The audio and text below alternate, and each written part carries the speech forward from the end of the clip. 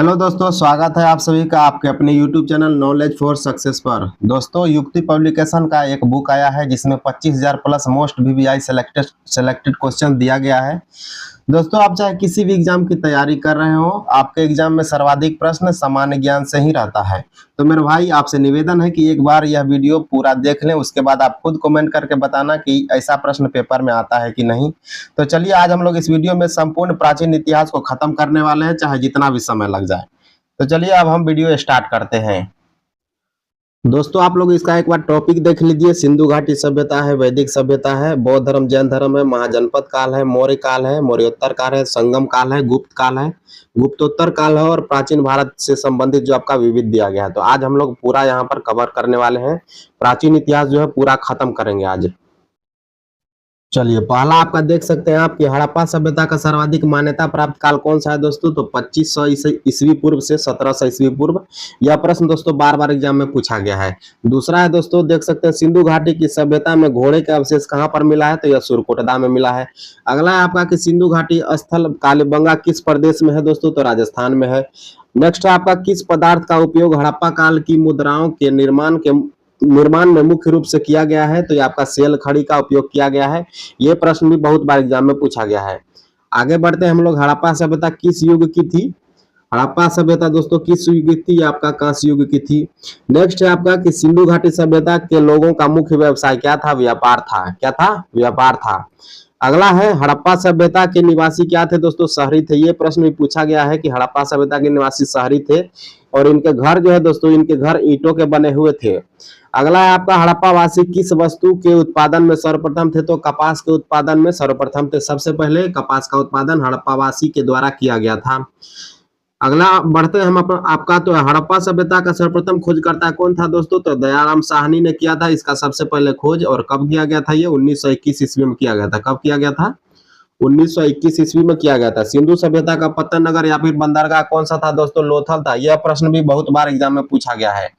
बढ़ते अगले प्रश्न की ओर। अगला प्रश्न है, अगला जो कथन है आपका ये क्या है कि दोस्तों, पैमाने की खोज यह सिद्ध कर दिया है कि सिंधु घाटी के लोग माप और तौल से परिचित थे। यह खोज कहां पर हुई थी दोस्तों। तो लोथल में हुई थी।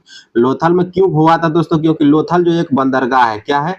लोथल एक बंदरगाह था। वहां पर जो है फारस की मुहर मिली थी और जो आपका कई मध्य एशिया के देशों के मुहर मिली थी, जिससे यह साबित होता है दोस्तों कि लोथल से व्यापार किया जाता था। अगला देखते हैं आपका, मोहनजोदड़ो को किस एक अन्य नाम से जाना जाता था। तो मृतकों का टीला के नाम से जाना जाता था। हड़प्पा सभ्यता का प्राचीनतम प्रचलित नाम क्या था। तो सिंधु घाटी का सभ्यता हड़प्पा का प्रचलित नाम है दोस्तों। कपास का उत्पादन सर्वप्रथम सिंधु क्षेत्र में उसके ग्रीक या यूनान के लोगों के नाम से पुकारा जाता था दोस्तों। इसको जो है सिंडन कहा जाता। क्या कहा जाता था? कपास को जो है सिंडन के नाम से पुकारा जाता था, क्योंकि यह ग्रीक या फिर यूनान के लोगों के द्वारा पुकारा जाता था। अगला कथन है दोस्तों कि सिंधु घाटी सभ्यता जानी जाती है अपने नगर नियोजन के लिए जानी जाती है। यह प्रश्न भी पूछा गया है एग्जाम में। चलिए, बढ़ते अगले प्रश्न की ओर। अगला देखते हैं हम क्या कह रहा है। अगला है कि भारत में चांदी की उपलब्धता के प्राचीनतम साक्ष्य कहां पर मिले हैं दोस्तों। तो हड़प्पा संस्कृति में मिले हैं। सबसे पहले चांदी की उपलब्धता कहां पर मिला है? हड़प्पा सभ्यता में मिला है। हड़प्पा में एक उन्नत जल प्रबंधन प्रणाली का पता चला है धौलावीरा से। कहां से पता चला है? धौलावीरा से पता चला। हड़प्पा की खोज 1921 ईस्वी में हुई थी और दयाराम साहनी ने किया था। आपको यह पता चल गया है। अगला है कि हड़प्पा के मिट्टी के बर्तनों का सामान्यतः किस रंग का उपयोग हुआ है दोस्तों। तो लाल रंग का उपयोग हुआ है। हड़प्पा में जो मिट्टी का बर्तन बनाया जाता था, जिसको मृदभांड कहते हैं, ये अक्सर जो है लाल रंग का ही बनाया जाता था। बढ़ते हैं आगे। आगे देखते हैं क्या कह रहा है। आगे दोस्तों कहा जा रहा है कि सिंधु घाटी की विकसित अवस्था में किस स्थल से घरों में कुओं के अवशेष मिले हैं। तो मोहनजोदड़ो से जो है, मोहनजोदड़ो से घरों में कुओं के अवशेष मिले हैं। आगे देख रहे हैं क्या कह रहा है कि सिंधु घाटी सभ्यता की खोज निकालने में जिन दो भारतीयों का नाम जुड़ा हुआ है, दयाराम साहनी और राखलदास बनर्जी। यह प्रश्न भी दोस्तों पूछा गया है। दयाराम साहनी और राखलदास बनर्जी ने सिंधु घाटी सभ्यता को खोज कर निकाला है। आगे देखते हैं क्या है।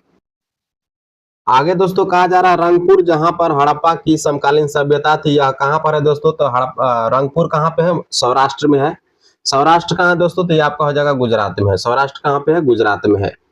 आगे देखते हैं क्या कह रहा है। हड़प्पा एवं मोहनजोदड़ो की पुरातात्विक खुदाई के प्रभारी कौन थे? सर जॉन मार्शल थे। कौन थे? सर जॉन मार्शल थे हड़प्पा और मोहनजोदड़ो की पुरातात्विक खुदाई के प्रभारी। अगला कह रहा है दोस्तों कि किस पशु की आकृति जो मुहर मिली है दोस्तों, जिससे ज्ञात होता है कि सिंधु घाटी एवं मेसोपोटामिया की सभ्यताओं में मध्य जो है दोस्तों संबंध होता था। तो यह कैसी मुहर मिली है? बैल की मुहर मिली है। कैसी मुहर मिली है दोस्तों? बैल आधारित मुहर मिली है।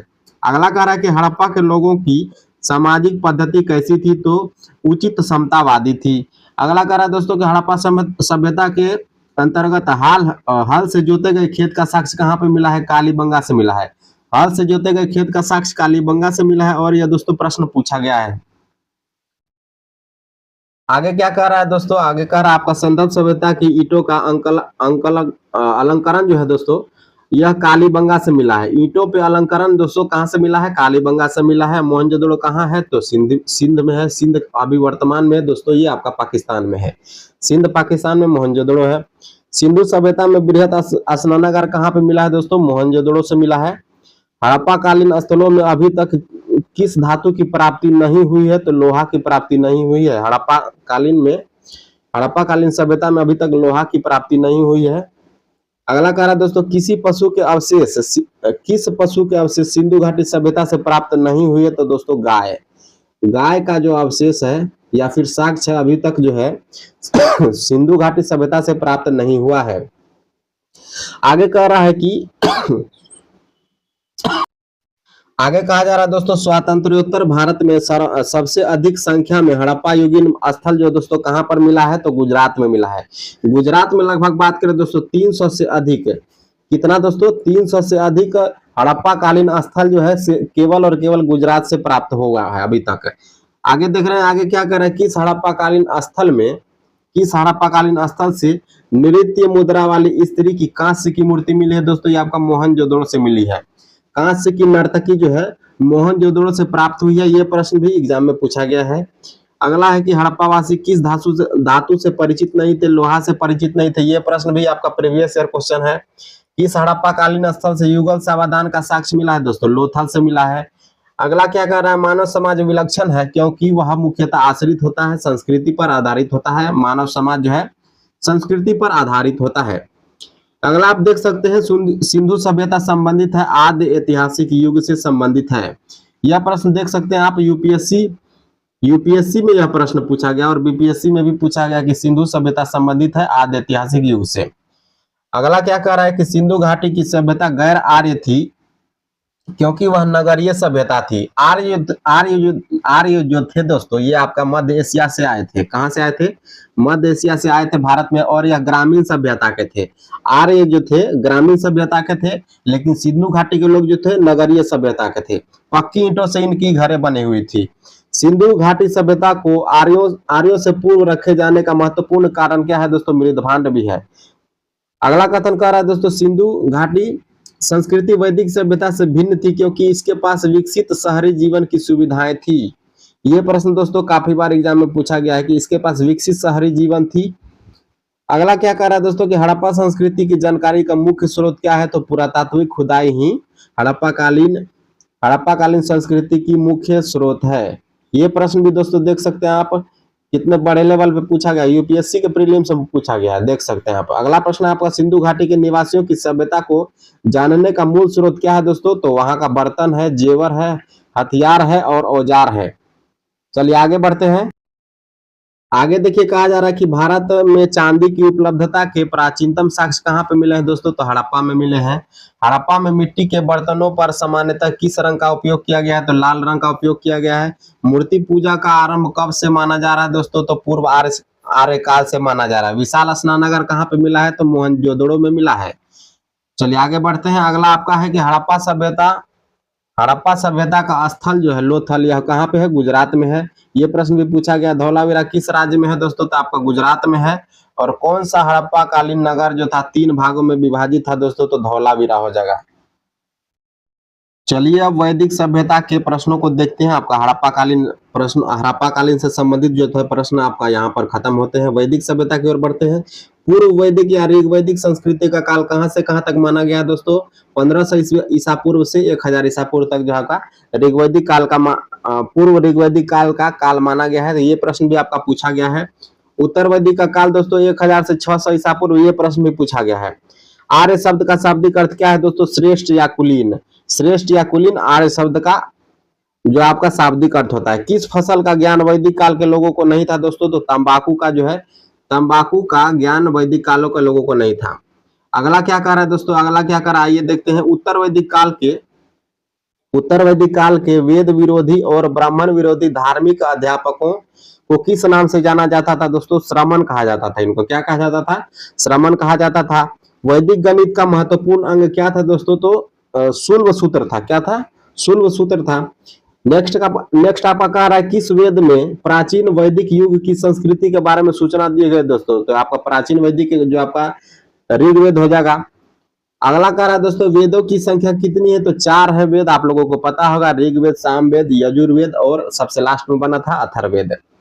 चलिए आगे बढ़ते हैं। अगला क्या कह रहा है कि भारत में राजची में प्रयुक्त होने वाला शब्द सत्यमेव जयते किस उपनिषद से लिया गया है दोस्तों? तो ये मुंडकोपनिषद से लिया गया है।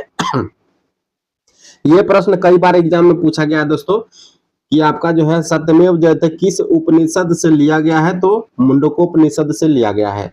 अगला देखते हैं दोस्तों, ऋग्वैदिक आर्यों का मुख्य व्यवसाय क्या था दोस्तों? तो पशुपालन था। क्या था?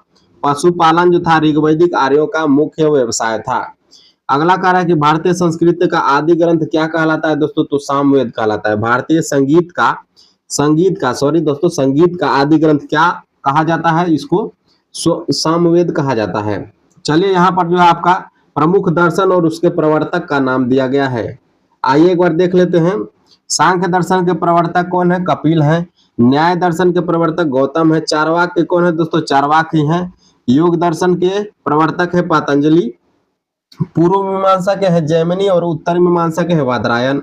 वैशेषिक दर्शन के हो जाएंगे आपके प्रवर्तक कनाद है। दोस्तों ये प्रश्न जो है यहाँ से बहुत बार एग्जाम में प्रश्न पूछा गया, इसको आप लोग जो है ध्यान में रखिएगा। चलिए आगे बढ़ते हैं। आगे क्या कह रहा है दोस्तों कि प्रथम विधि निर्माता कौन है? प्रथम विधि निर्माता कौन है दोस्तों? तो ये हो जाएंगे आपके मनु। कौन हो जाएंगे? मनु हो जाएंगे। आगे देखिए क्या कहा जा रहा है। आगे कहा जा रहा है दोस्तों कि कृष्ण भक्ति का प्रथम और प्रधान ग्रंथ कौन सा है दोस्तों? तो श्रीमद् भागवत गीता। कौन हो जाएगा? श्रीमद् भागवत गीता हो जाएगा। ऋग्वेद में संपत्ति का प्रमुख रूप क्या है? तो ये आपका गोधन है। क्या है दोस्तों? गोधन है। ऋग्वेद के किस मंडल में शूद्र का उल्लेख पहली बार मिला है दोस्तों? तो ऋग्वेद के 10वें मंडल में मिला है। कौन से मंडल में मिला है? 10वें मंडल में मिला। ये प्रश्न भी एग्जाम में पूछा गया है। वेदों की ऋचाओं को पढ़ने वाले ऋषि को क्या कहते हैं दोस्तों? तो इसको होत्री कहते हैं। ये प्रश्न भी पूछा गया है। ऋग्वेद का संबंध किससे है? ईश्वर महिमा से। किससे है? ईश्वर महिमा से है। ऋग्वेद में कुल 10 मंडल है। ऋग्वेद में कुल सूक्तियां की बात करें दोस्तों तो 1028 सूक्तियां हैं। चलिए आगे देखते हैं और क्या है इसमें। आगे कह रहा दोस्तों कि ऋग्वेद में कुल ऋचाएं कितनी है? तो 10,580 ऋचाएं हैं इसमें। ऋग्वेद में इंद्र के लिए अगर बात करें तो केवल इंद्र के लिए दोस्तों 250 ऋचाएं हैं। और ऋग्वेद में अग्नि के लिए कितनी ऋचाएं हैं? 200 ऋचाएं हैं। सबसे पुराना वेद कौन सा है दोस्तों? ऋग्वेद है। देख सकते हैं आप यह प्रश्न कितने एग्जामों में पूछा गया है। आगे बढ़ते हैं। चलिए आगे क्या कहा जा रहा है। आगे कहा जा रहा है दोस्तों कि वेदों की संख्या 4 है। ऋग्वेद, सामवेद, यजुर्वेद और अथर्ववेद। सबसे प्राचीन है आपका ऋग्वेद। चलिए वेद त्रयी एक होता है दोस्तों। वेद त्रयी के नाम से जाना जाता है जिसमें 3 वेद को रखा गया है, क्योंकि अथर्ववेद जो है सबसे बाद में बना है। तो वेद त्रयी में ऋग्वेद, यजुर्वेद और सामवेद हैं। इसको वेद त्रयी कहा जाता है। ये प्रश्न भी कई बार एग्जाम में पूछा गया है। चलिए बढ़ते हैं आगे। किस वैदिक ग्रंथ में वर्ण का सर्वप्रथम नामोल्लेख मिला है दोस्तों? तो ऋग्वेद में जो है सबसे पहले वर्ण का उल्लेख मिला है। चलिए बढ़ते हैं आगे। भारत का सबसे प्राचीन ग्रंथ कौन सा है? तो आपका वेद हो जाएगा। सबसे प्राचीन ग्रंथ कौन सा है? वेद हो जाएगा। और वेद में सबसे प्राचीन कौन है? तो ऋग्वेद जो है सबसे प्राचीन है आपका। आगे बढ़ते हैं आगे दोस्तों। क्या कह रहा है। अथर्व का अर्थ क्या होता है? अथर्व का अर्थ होता है दोस्तों पवित्र जादू। क्या होता है? पवित्र। आगे देखिए क्या कहा जा रहा है दोस्तों कि पूर्व मीमांसा दर्शन के प्रतिपादक कौन है? जैमिनी है। सबसे प्राचीन पुराण कौन सा है? मत्स्य पुराण है। सबसे प्राचीन पुराण कौन सा है? मत्स्य पुराण है। ये मत्स्य पुराण है। ये प्रश्न भी पूछा गया है। ब्राह्मण ग्रंथों में सबसे प्राचीन ग्रंथ कौन सा है दोस्तों? शतपथ ब्राह्मण ग्रंथ है। शतपथ ब्राह्मण ग्रंथ सबसे पुराना है ब्राह्मण ग्रंथों में। वर्ण व्यवस्था से संबंधित पुरुष सूक्त मूलतः पाया जाता है दोस्तों ऋग्वेद में पाया जाता है। कहां पर पाया जाता है? ऋग्वेद में पाया जाता है। गोपद ब्राह्मण दोस्तों किससे संबंधित है? ये आपका अथर्ववेद से संबंधित है। गोपद ब्राह्मण ग्रंथ जो है ऋग्वेद से संबंधित है। चलिए आगे बढ़ते हैं। उपनिषदों का मुख्य विषय क्या है? उपनिषदों का मुख्य विषय क्या कहा जा रहा है दोस्तों? देख सकते हैं यहाँ पर इसका मुख्य विषय है दोस्तों दर्शन। क्या है? दर्शन है। नचिकेता आख्यान का उल्लेख कहाँ पे मिलता है दोस्तों? कठोपनिषद में मिलता है। नचिकेता का उल्लेख कहाँ पे है? कठोपनिषद में है। पुराणों की संख्या कितनी है? 18 पुराण है। आपको पता होगा ये बात है, ये प्रश्न भी पूछा गया एग्जाम में। वैदिक धर्म का मुख्य लक्षण किसकी उपासना से था? ये प्रकृति की उपासना था। वैदिक धर्म के लोग जो से प्रकृति की उपासना करते थे। किस देवता के लिए ऋग्वेद में पुरंदर शब्द का प्रयोग हुआ है दोस्तों? तो इंद्र देवता के लिए जो है पुरंदर शब्द का उपयोग हुआ। ये प्रश्न भी कई बार एग्जाम में पूछा गया है। शिल्व सूत्र किस विषय से संबंधित पुस्तक है दोस्तों? ज्यामिति से संबंधित पुस्तक है। ज्यामिति से, ज्योमेट्री से संबंधित पुस्तक आपका शिल्व सूत्र। यह प्रश्न भी कई बार पूछा गया है। अस्तो माँ सदगमय, तमसो माँ ज्योतिर्गमय, मृत्योर माँ अमृतंगमय, यह कहाँ से लिया गया है दोस्तों? यह सभी जो है ऋग्वेद से लिया गया है। चलिए बढ़ते हैं अगले प्रश्न। आगे क्या कह रहा है? आर्य भारत में बाहर से आए और सर्वप्रथम बसे थे पंजाब में। आर्य दोस्तों कहां से आए थे? आपको हम बता चुके हैं, ये आपका मध्य भारत से आए थे। और सबसे पहले दोस्तों कहां पर बसे थे ये बोला जा रहा है, इसमें पंजाब में बसे थे। ये आप ध्यान में रखिएगा। ऋग्वेद का कौन सा मंडल पूर्णतः सोम को समर्पित है? तो ये आपका ऋग्वेद का 9वां मंडल हो जाएगा। इसको भी आप लोग ध्यान में रखिएगा। सोम को समर्पित कौन सा है? 9वां मंडल। यह प्रश्न भी कई बार पूछा गया है। प्रसिद्ध 10 राजाओं का युद्ध, दसराज युद्ध दोस्तों पुरुषनी नदी के किनारे हुआ था। यह प्रश्न भी पूछा गया है। परुष्णी नदी किसको कहा जाता है दोस्तों? ये आपका रावी नदी को कहा जाता है। रावी नदी को परुष्णी नदी कहा जाता है। चलिए धर्मशास्त्रों में भू राजस्व की दर क्या है? तो आपका हो जाएगा 1/6। धर्मशास्त्रों में भू राजस्व की दर कितनी है? 1/6 है। आगे देखते क्या कह रहा है कि 800 ईसा पूर्व से 600 ईसा पूर्व के काल को क्या कहा जाता है दोस्तों? इसको ब्राह्मण युग कहा जाता है। 800 से 600 ईसा पूर्व के काल को ब्राह्मण युग कहा जाता है। आगे देखते क्या कह रहा है दोस्तों? आरंभिक वैदिक साहित्य में सर्वाधिक वर्णित नदी कौन सी है दोस्तों? तो सबसे ज्यादा वर्णित नदी है आपका सिंधु नदी। आगे देखिए क्या कह रहा है कि उपनिषद काल के राजा अश्वपति कहाँ के शासक थे दोस्तों? तो कैकेय देश के, कैकेय राज्य के, कैकेय प्रांत के राजा थे। अगला है आपका आध्यात्म ज्ञान के विषय में नचिकेता और यम का संवाद कठोपनिषद में है। यह प्रश्न कई बार पूछा गया। नचिकेता और यम का संवाद जो है कठोपनिषद में आपका दिया गया है। वैदिक नदी कुबा, जिसको काबुल भी कहते हैं दोस्तों, यह कहां पर है? तो काबुल नदी अफगानिस्तान में है। आपको पता होगा। कपिल मुनि द्वारा प्रतिपादित दर्शन कौन है दोस्तों? सांख्य दर्शन। दर्शन में हम आपको पढ़ा चुके हैं कि सांख्य दर्शन जो है दोस्तों कपिल मुनि की दर्शन है। भारत के किस स्थल की खुदाई से लौह धातु के प्राचीनतम जो है आपका प्रमाण मिले है दोस्तों? अतिरंजी खेड़ा। कहाँ से मिला है? सर्वप्रथम जो है लोहा का जो है साक्ष्य कहाँ पे मिला दोस्तों? अतिरंजी खेड़ा से मिला है। अगला ये देखते हैं क्या कर रहा है दोस्तों? किस काल में अछूत की अवधारणा स्पष्ट रूप से उदय हुई थी दोस्तों? तो धर्मशास्त्र के काल में। आगे देखते हैं गायत्री मंत्र दोस्तों। गायत्री मंत्र आपका कहाँ पे है? ऋग्वेद में है। यह प्रश्न भी बहुत बार पूछा गया है कि ऋग्वेद में गायत्री मंत्र जो है किस वेद में है? तो आपका ऋग्वेद हो जाएगा। न्याय दर्शन को प्रचारित किया था गौतम ने। अगला है आपका प्राचीन भारत में निष्क से जाने जाते हैं दोस्तों स्वर्ण आभूषण। प्राचीन भारत में दोस्तों स्वर्ण आभूषण को निष्क कहा जाता था। क्या कहा जाता था? निष्क कहा जाता था। योग दर्शन के प्रतिपादक कौन है? तो पतंजलि है। उपनिषद पुस्तकें हैं दोस्तों दर्शन पर आधारित। किस पर आधारित है? दर्शन पर आधारित है उपनिषद पुस्तकें। चलिए आगे देखते हैं आगे क्या कह रहा है इसमें। आगे कह रहा है दोस्तों की पूर्व वैदिक आर्यों का धर्म मुख्यतः क्या था दोस्तों? तो वह प्रकृति की पूजा करते थे और यज्ञ और हवन करते थे। पूर्व वैदिक आर्य जो थे दोस्तों ये आपका प्रकृति की पूजा करते थे, पेड़ पौधे नदी की पूजा करते थे और यज्ञ हवन करते थे। चरक संहिता नामक पुस्तक किस विषय से संबंधित है? तो चिकित्सा से संबंधित है। चरक संहिता नामक किस पुस्तक से संबंधित है? चिकित्सा से संबंधित पुस्तक है। यज्ञ संबंधी विधि विधानों का पता चला है दोस्तों यजुर्वेद से। यजुर्वेद में यज्ञ संबंधी जो आपके प्रावधान दिए गए हैं। वैदिक युगीन सभा जो था दोस्तों क्या था? ये आपका मंत्री परिषद था। वैदिक युग में प्रचलित लोकप्रिय शासन प्रणाली क्या थी दोस्तों? तो आपका गणतंत्र था। वैदिक युग कैसा था? गणतंत्र व्यवस्था थी। वहां पर सबसे प्राचीन वेद आपका ऋग्वेद हो जाएगा। कौन सा भारतीय दर्शन की आरंभिक विचारधारा है दोस्तों? तो सांख्य जो दर्शन है ये सबसे पहले आपका आरंभिक विचारधारा है, सांख्य दर्शन। आगे आइए बढ़ते हैं, क्या कह रहा है दोस्तों? सांख्य दर्शन, योग दर्शन, न्याय, वैशेषिक, मीमांसा और वेदांत दर्शन जो है 6 भिन्न भारतीय दर्शनों का स्पष्ट रूप से अभिव्यक्त किया गया है, वैदिक युग में व्यक्त किया गया है। आगे क्या कह रहा है? वह दस्तकारी कौन सी है जो आर्यों द्वारा व्यवहार में नहीं ली गई थी दोस्तों? तो आपका हो जाएगा लोहारगिरी या फिर लोहार। क्योंकि दोस्तों वैदिक काल में भी वैदिक काल में भी काफी लेट से जो है आपका लोहे की खोज हुआ था, तो वहां पर लोहार आपको कहां से देखने को मिलेंगे, है कि नहीं। चलिए बढ़ते आगे। प्राचीनतम व्याकरण, अष्टाध्यायी के रचनाकार कौन है? पाणिनि है। यह प्रश्न कई बार पूछा गया है। अष्टाध्यायी के लेखक कौन है? रचनाकार कौन है? पाणिनि है। कौन सी स्मृति प्राचीनतम है? तो मनु स्मृति सबसे प्राचीनतम है। आदि काव्य की संज्ञा किसे दी गई है दोस्तों? रामायण को दिया गया है। प्राचीनतम पुराण हो जाएगा मत्स्य पुराण। यह प्रश्न भी पूछा गया है। ऋग्वेद में सबसे पवित्र नदी किसे माना गया है? तो सरस्वती नदी को माना गया है दोस्तों। यह प्रश्न भी काफी बार पूछा गया है। ऋग्वेद में सबसे पवित्र नदी गंगा को नहीं दोस्तों, सरस्वती नदी को माना गया है। वैदिक समाज की आधारभूत इकाई क्या थी? काल या फिर कुटुंब थी। चलिए आगे बढ़ते हैं। आगे क्या कह रहा है? ऋग्वैदिक युग की प्राचीनतम संस्था कौन सी थी दोस्तों? तो प्राचीनतम संस्था आपकी हो जाएगी विदत। कौन सी थी? विदत थी। ब्राह्मण ग्रंथों में सर्वाधिक प्राचीन कौन सा है? तो शतपथ ब्राह्मण ग्रंथ सबसे प्राचीन है और यह कई बार पूछा गया है। गोत्र व्यवस्था प्रचलन में कब आई थी दोस्तों? उत्तर वैदिक काल में प्रचलन में आई थी। मनुस्मृति मुख्यतः क्या है दोस्तों? तो समाज व्यवस्था से आधारित एक पुस्तक का नाम है मनुस्मृति। गायत्री मंत्र की रचना विश्वामित्र ने किया था। किसने किया था? विश्वामित्र ने किया था दोस्तों। यह प्रश्न भी कई बार पूछा गया है। गायत्री मंत्र की रचना किसके द्वारा किया गया है? विश्वामित्र के द्वारा किया गया है।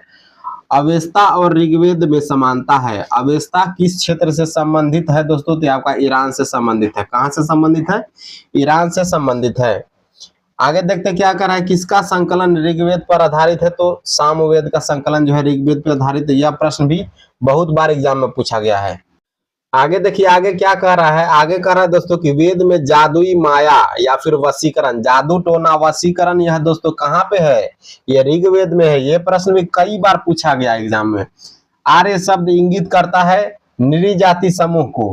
प्राचीनतम विवाह संस्कार का वर्णन करने वाला विवाह सूक्त जो है किसमें है दोस्तों? ये आपका ऋग्वेद में। किसमें है? ऋग्वेद में है। ऋग्वेद में अघन्या किसको कहा गया है दोस्तों? गाय को कहा गया है। ये भी कई बार पूछा गया है कि अघन्या किसको कहा गया है दोस्तों? गाय को कहा गया है। ऋग्वेद में किन नदियों का उल्लेख अफगानिस्तान के साथ आर्यों से संबंधित है दोस्तों? तो आपका हो जाएगा कुबा और क्रमु। कौन सी 2 नदियां हो जाएंगी दोस्तों? कुबा और क्रमु। चलिए आगे बढ़ते हैं। आगे दोस्तों, आर्यों के आर्कटिक होम सिद्धांत, आर्यों के आर्कटिक होम सिद्धांत का पक्ष किसने लिया है दोस्तों? तो ये बाल गंगाधर तिलक ने लिया है। अगला है दोस्तों कि अथर्व क्या है दोस्तों? अथर्व जो है क्या है? ये पवित्र जादू है। कौन सा वेद अंततः गद्य के रूप में भी रचा गया है? तो यजुर्वेद दोस्तों। यजुर्वेद गद्य के रूप में लिखा गया है। उत्तर वैदिक काल में किस देवता का सर्वोच्च स्थान है दोस्तों? तो प्रजापति। उत्तर वैदिक काल में किस देवता को सर्वोच्च स्थान प्राप्त है? तो प्रजापति को। संस्कारों की कुल संख्या कितनी है दोस्तों? 16 संस्कार है। कितने संस्कार है? कुल 16 संस्कार है। ये प्रश्न भी बहुत बार पूछा गया है। कर्म का सिद्धांत संबंधित है दोस्तों मीमांसा दर्शन से। मीमांसा दर्शन से कर्म का सिद्धांत संबंधित है। चलिए इसी के साथ आपका वैदिक काल का भी प्रश्न खत्म होता है। अब हम बढ़ेंगे बौद्ध और जैन धर्म की ओर। बौद्ध और जैन धर्म की ओर यहाँ से दोस्तों, यहाँ से बहुत बार क्वेश्चन पूछा गया। यहाँ से जो है सर्वाधिक क्वेश्चन पूछा जाता है बौद्ध और जैन धर्म से। चलिए शुरू करते हैं। गौतम बुद्ध का जन्म दोस्तों कहां पर हुआ था? तो 563 ईस्वी में। कहां पर हुआ था? लुम्बिनी में हुआ था। चलिए आगे बढ़ते हैं। वह आद्यतम बौद्ध साहित्य जो बुद्ध के विभिन्न जन्मों की कथाओं से जाना जाता है दोस्तों, वो कौन सा हो जाएगा? जातक। आगे है दोस्तों कि त्रिपिटक ग्रंथ किसका है दोस्तों? तो बौद्ध का ग्रंथ है त्रिपिटक। यह प्रश्न जो है बहुत बार पूछा गया, आप लोगों को पता होगा क्योंकि आप लोगों ने एग्जाम में देखा होगा यह प्रश्न। बुद्ध ने किस स्थान पर सबसे पहले दोस्तों मृत्यु कहां पर हुआ था? बुद्ध का कुशीनगर में हुआ था। कुशीनगर में दोस्तों बुद्ध का मृत्यु हुआ था, जिसको हम लोग महापरिनिर्वाण के नाम से जानते हैं। बुद्ध को महापरिनिर्वाण कहां पे प्राप्त हुआ था? कुशीनगर में प्राप्त हुआ था। आगे है दोस्तों कि भारत में सबसे प्राचीन विहार कौन सा है? तो सबसे प्राचीन विहार क्या है दोस्तों? नालंदा है। सबसे प्राचीन विहार के नाम से कौन जाना जाता है? नालंदा। बुद्ध की मृत्यु के बाद प्रथम बौद्ध संगीति की अध्यक्षता किसने किया था दोस्तों? महाकश्यप ने किया था। प्रथम बौद्ध संगीति कहाँ पे हुई थी आपको पता होगा दोस्तों? प्रथम बौद्ध संगीति कहाँ पर हुई थी आपको पता होगा? राजगीर में हुई थी। कहाँ पे हुई थी? राजगीर में हुई थी। चलिए अगला क्या है? नागार्जुन कौन थे? तो एक बौद्ध दार्शनिक थे नागार्जुन। किस नगर में प्रथम बौद्ध संगीति आयोजित की गई थी? तो राजगीर में की गई थी। अष्टांगिक मार्ग की संकल्पना अंग है दोस्तों। यह धर्म चक्र प्रवर्तन सूक्त के विषय वस्तु का अंग है। अगर हम दोस्तों प्रथम बौद्ध संगीति की बात करें तो इसके यह किसके शासनकाल में किया गया था? तो यह अजातशत्रु के शासनकाल में किया गया था और यह राजगीर में हुआ था। और इसके जो है अध्यक्ष कौन थे दोस्तों? महाकश्यप थे। ये तीनों प्रश्न बहुत इंपॉर्टेंट है क्योंकि यह बार बार पूछा गया एग्जाम में। आगे देखिए क्या कह रहा है। मिलिंदपन हो, राजा मिलिंद और किस बौद्ध भिक्षुक के मध्य संवाद है दोस्तों? तो नागसेन। यह प्रश्न में बहुत बार पूछा गया है, आप लोगों को पता होगा कि मिलिंदपन हो से बहुत बार पूछा गया है कि मिलिंदपन हो में राजा मिलिंद और बौद्ध भिक्षुक नागसेन के बीच संवाद है। आइए बढ़ते हैं आगे। महायान बौद्ध धर्म में बोधिसत्व अवलोकितेश्वर और किस अन्य नाम से जाने जाते हैं दोस्तों? तो पद्मपाणि। किसके नाम से जाने जाते हैं? पद्मपाणि के नाम से जाने जाते हैं। बौद्ध धर्म तथा जैन धर्म दोनों ही विश्वास करते हैं कर्म तथा पुनर्जन्म के सिद्धांत में विश्वास करते हैं। बौद्ध धर्म और जैन धर्म दोनों ही कर्म तथा पुनर्जन्म में विश्वास करते हैं। आगे देखिए क्या कह रहा है कि कनिष्क के शासनकाल में चौथी बौद्ध संगीति हुई थी दोस्तों। यह कहां पर हुई थी? कुंडलवन कश्मीर में हुई थी। कहां पर हुई थी? कुंडलवन कश्मीर में हुई थी। तृतीय बौद्ध संगीति कहां पर हुई थी दोस्तों? पाटलिपुत्र में हुई थी। चलिए आगे बढ़ते हैं।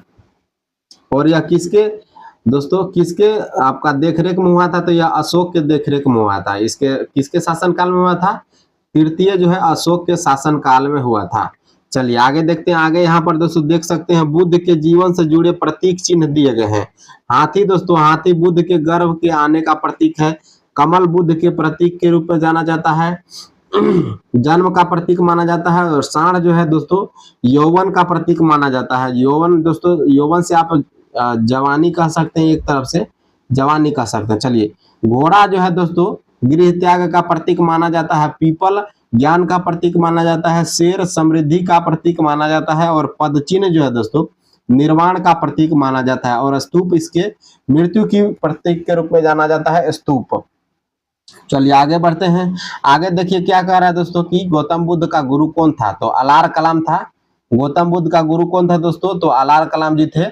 आगे बढ़ते हैं कि बुद्ध में वैराग्य भावना किन 4 दृश्यों को देखकर आई थी दोस्तों? ये प्रश्न भी पूछा गया है कि पहले उन्होंने एक बूढ़े व्यक्ति को देखा, फिर रोगी व्यक्ति को देखा, फिर उन्होंने एक लाश को देखा, फिर वे सन्यासी को देखा और फिर उनके मन में वैराग्य की भावना हुई कि उन्होंने भी सन्यासी बनने के लिए फैसला किया।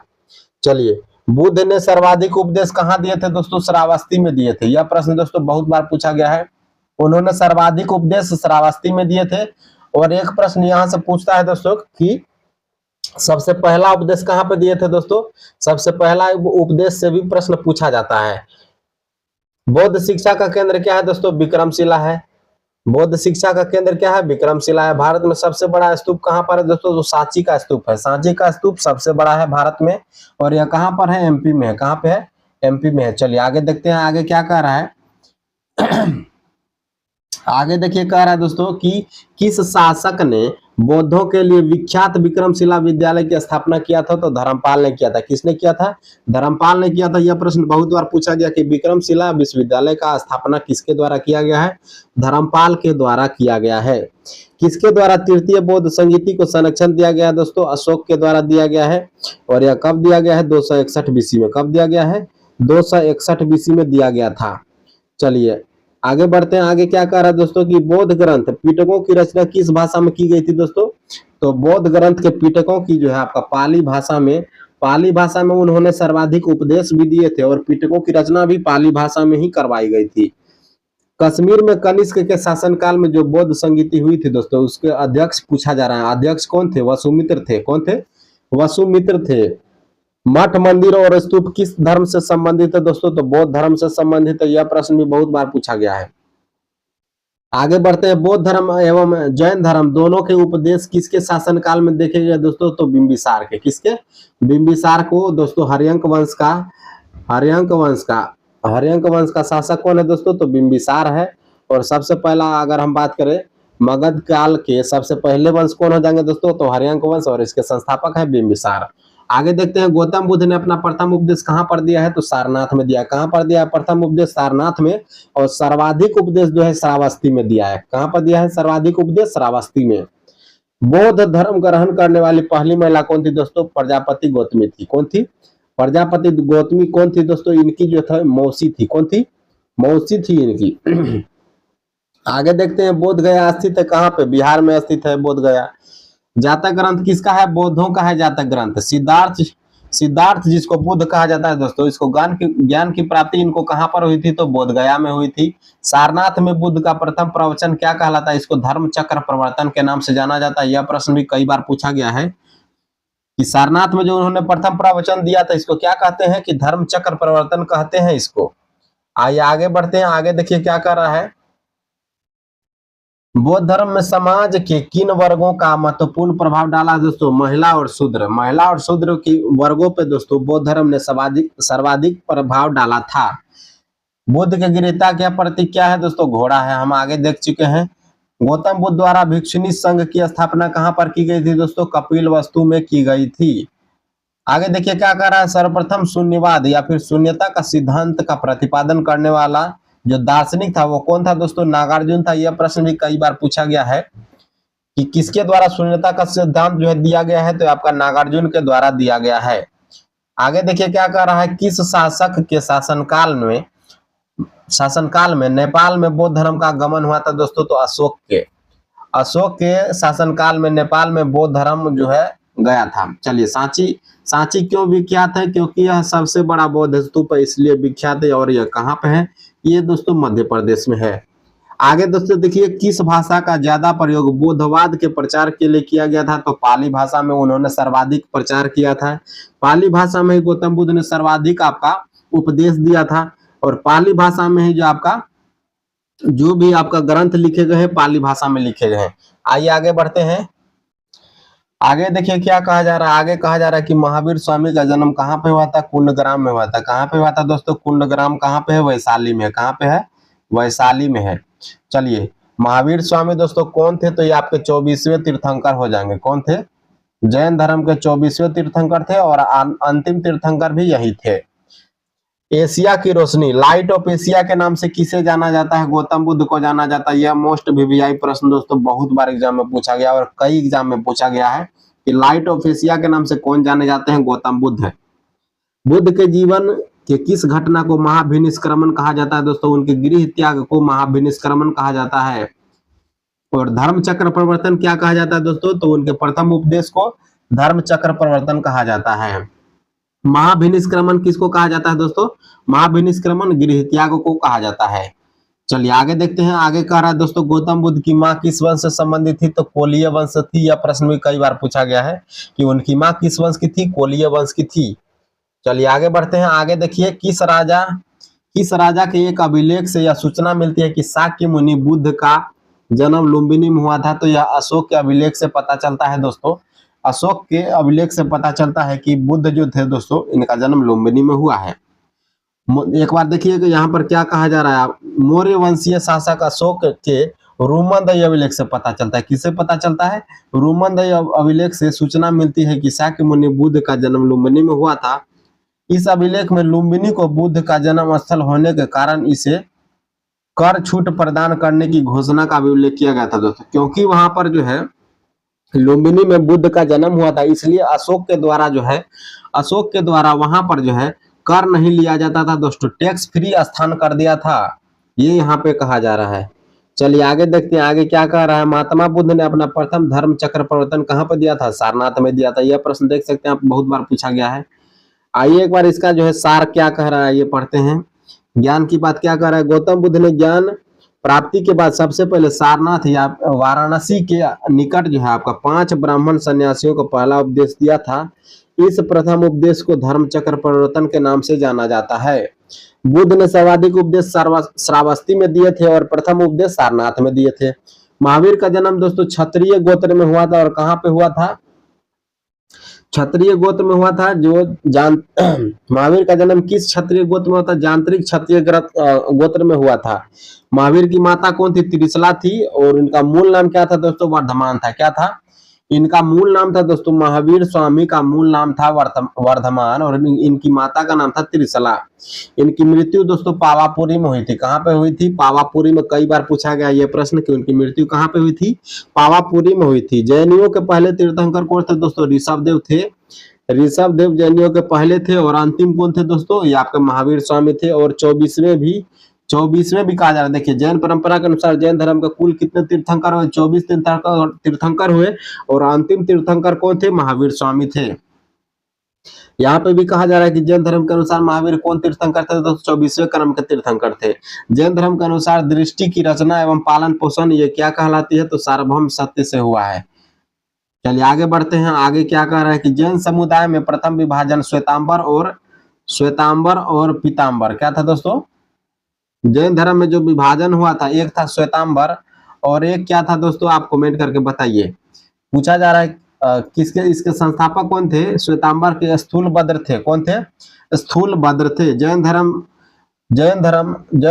तीर्थंकर पार्श्वनाथ द्वारा प्रतिपादित 4 महावर्तों में महावीर स्वामी ने 5वां महावर्त जोड़ा। यह कौन सा था दोस्तों? ब्रह्मचर्य था। कौन सा था?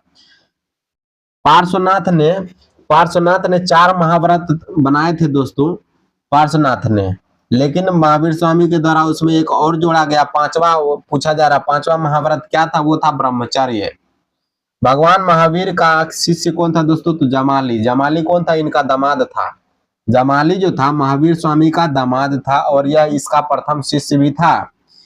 त्रिरत्न सिद्धांत दोस्तों, त्रिरत्न सिद्धांत आपको देखिए, सम्यक धारणा, सम्यक चरित्र, सम्यक ज्ञान, यह किससे संबंधित है? जैन धर्म से संबंधित है। इसका ट्रिक क्या है जो दोस्तों? इसका आपका हो जाएगा नॉलेज, फेथ और कैरेक्टर। KFC इसका ट्रिक है दोस्तों। KFC, नॉलेज, फेथ और कैरेक्टर।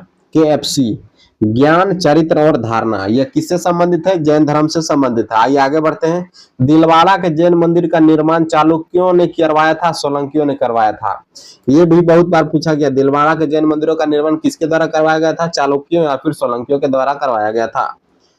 स्यादवाद का सिद्धांत किसने दिया था दोस्तों? तो जैन धर्म के द्वारा दिया गया था स्यादवाद का सिद्धांत। आइए आगे बढ़ते हैं।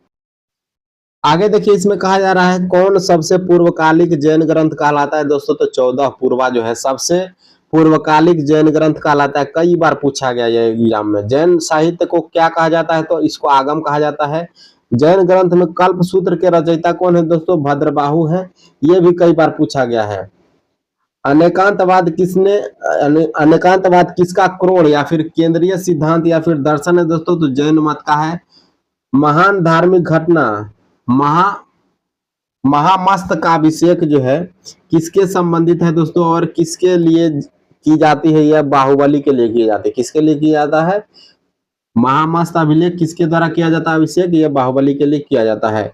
प्रथम जैन महासभा का आयोजन कहाँ पे हुआ था? पाटलिपुत्र में हुआ था। और द्वितीय जैन महासभा का आयोजन वल्लभी में किया गया था। पहला पटना में हुआ था और दूसरा कहाँ पे हुआ था? वल्लभी में हुआ था। जैन साहित्य का संकलन किस भाषा व लिपि में है? तो यह प्राकृत एवं अर्धमागधी में है। आप लोगों ने पढ़ा पीछे अभी की बोध जो था, बोध का सब कुछ जो है पाली भाषा में किया है। उसका भाषण, उपदेश, ग्रंथ, महात्मा बुद्ध का उपदेश जो भी था सब पाली भाषा में था। और महावीर जो था, महावीर स्वामी का सब कुछ जो आप प्राकृत भाषा में देखेंगे। चलिए, प्राकृत भाषा थोड़ा कठिन था, इसलिए जैन धर्म उतना विकसित नहीं हुआ था। कौन बुद्ध के जीवन काल में ही संघ प्रमुख होना चाहता था दोस्तों? देवदत्त। कौन बुद्ध के जीवन काल में ही संघ प्रमुख होना चाहता था? वो था देवदत्त। हेलियोडोरस का बेसन नगर अभिलेख संदर्भित है केवल वासुदेव से। आजीवक संप्रदाय के संस्थापक कौन है दोस्तों? तो ये आपको मखली गोसाल हो जाएंगे। ये प्रश्न भी कई बार पूछा गया। आजीवक संप्रदाय के संस्थापक कौन है? मखली गोसाल हो जाएंगे। भागवत संप्रदाय के विकास में किसका योगदान था दोस्तों? हिंदू यूनानियों का योगदान जो था सर्वाधिक था। चलिए आगे बढ़ते हैं। आगे देखिए क्या कहा जा रहा है। आगे आपका है कि वासुदेव कृष्ण की पूजा सर्वप्रथम किसने प्रारंभ किया था? ये सातवों ने किया था। किसने किया था? सातवतों ने किया था। प्राचीनतम विश्वविद्यालय कौन सा है? तो सबसे प्राचीनतम विश्वविद्यालय है नालंदा विश्वविद्यालय।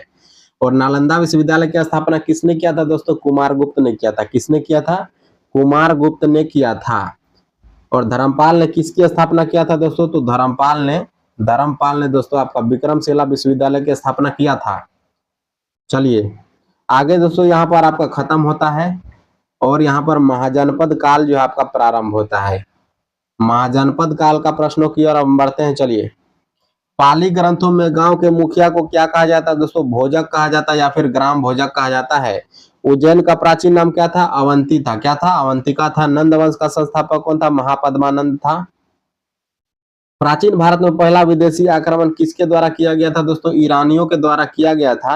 और सिकंदर के द्वारा भारत पर कब आक्रमण किया गया था? 326 बीसी में किया गया था। 326 बीसी में किया गया था। इस समय भारत पर किसका शासन था दोस्तों?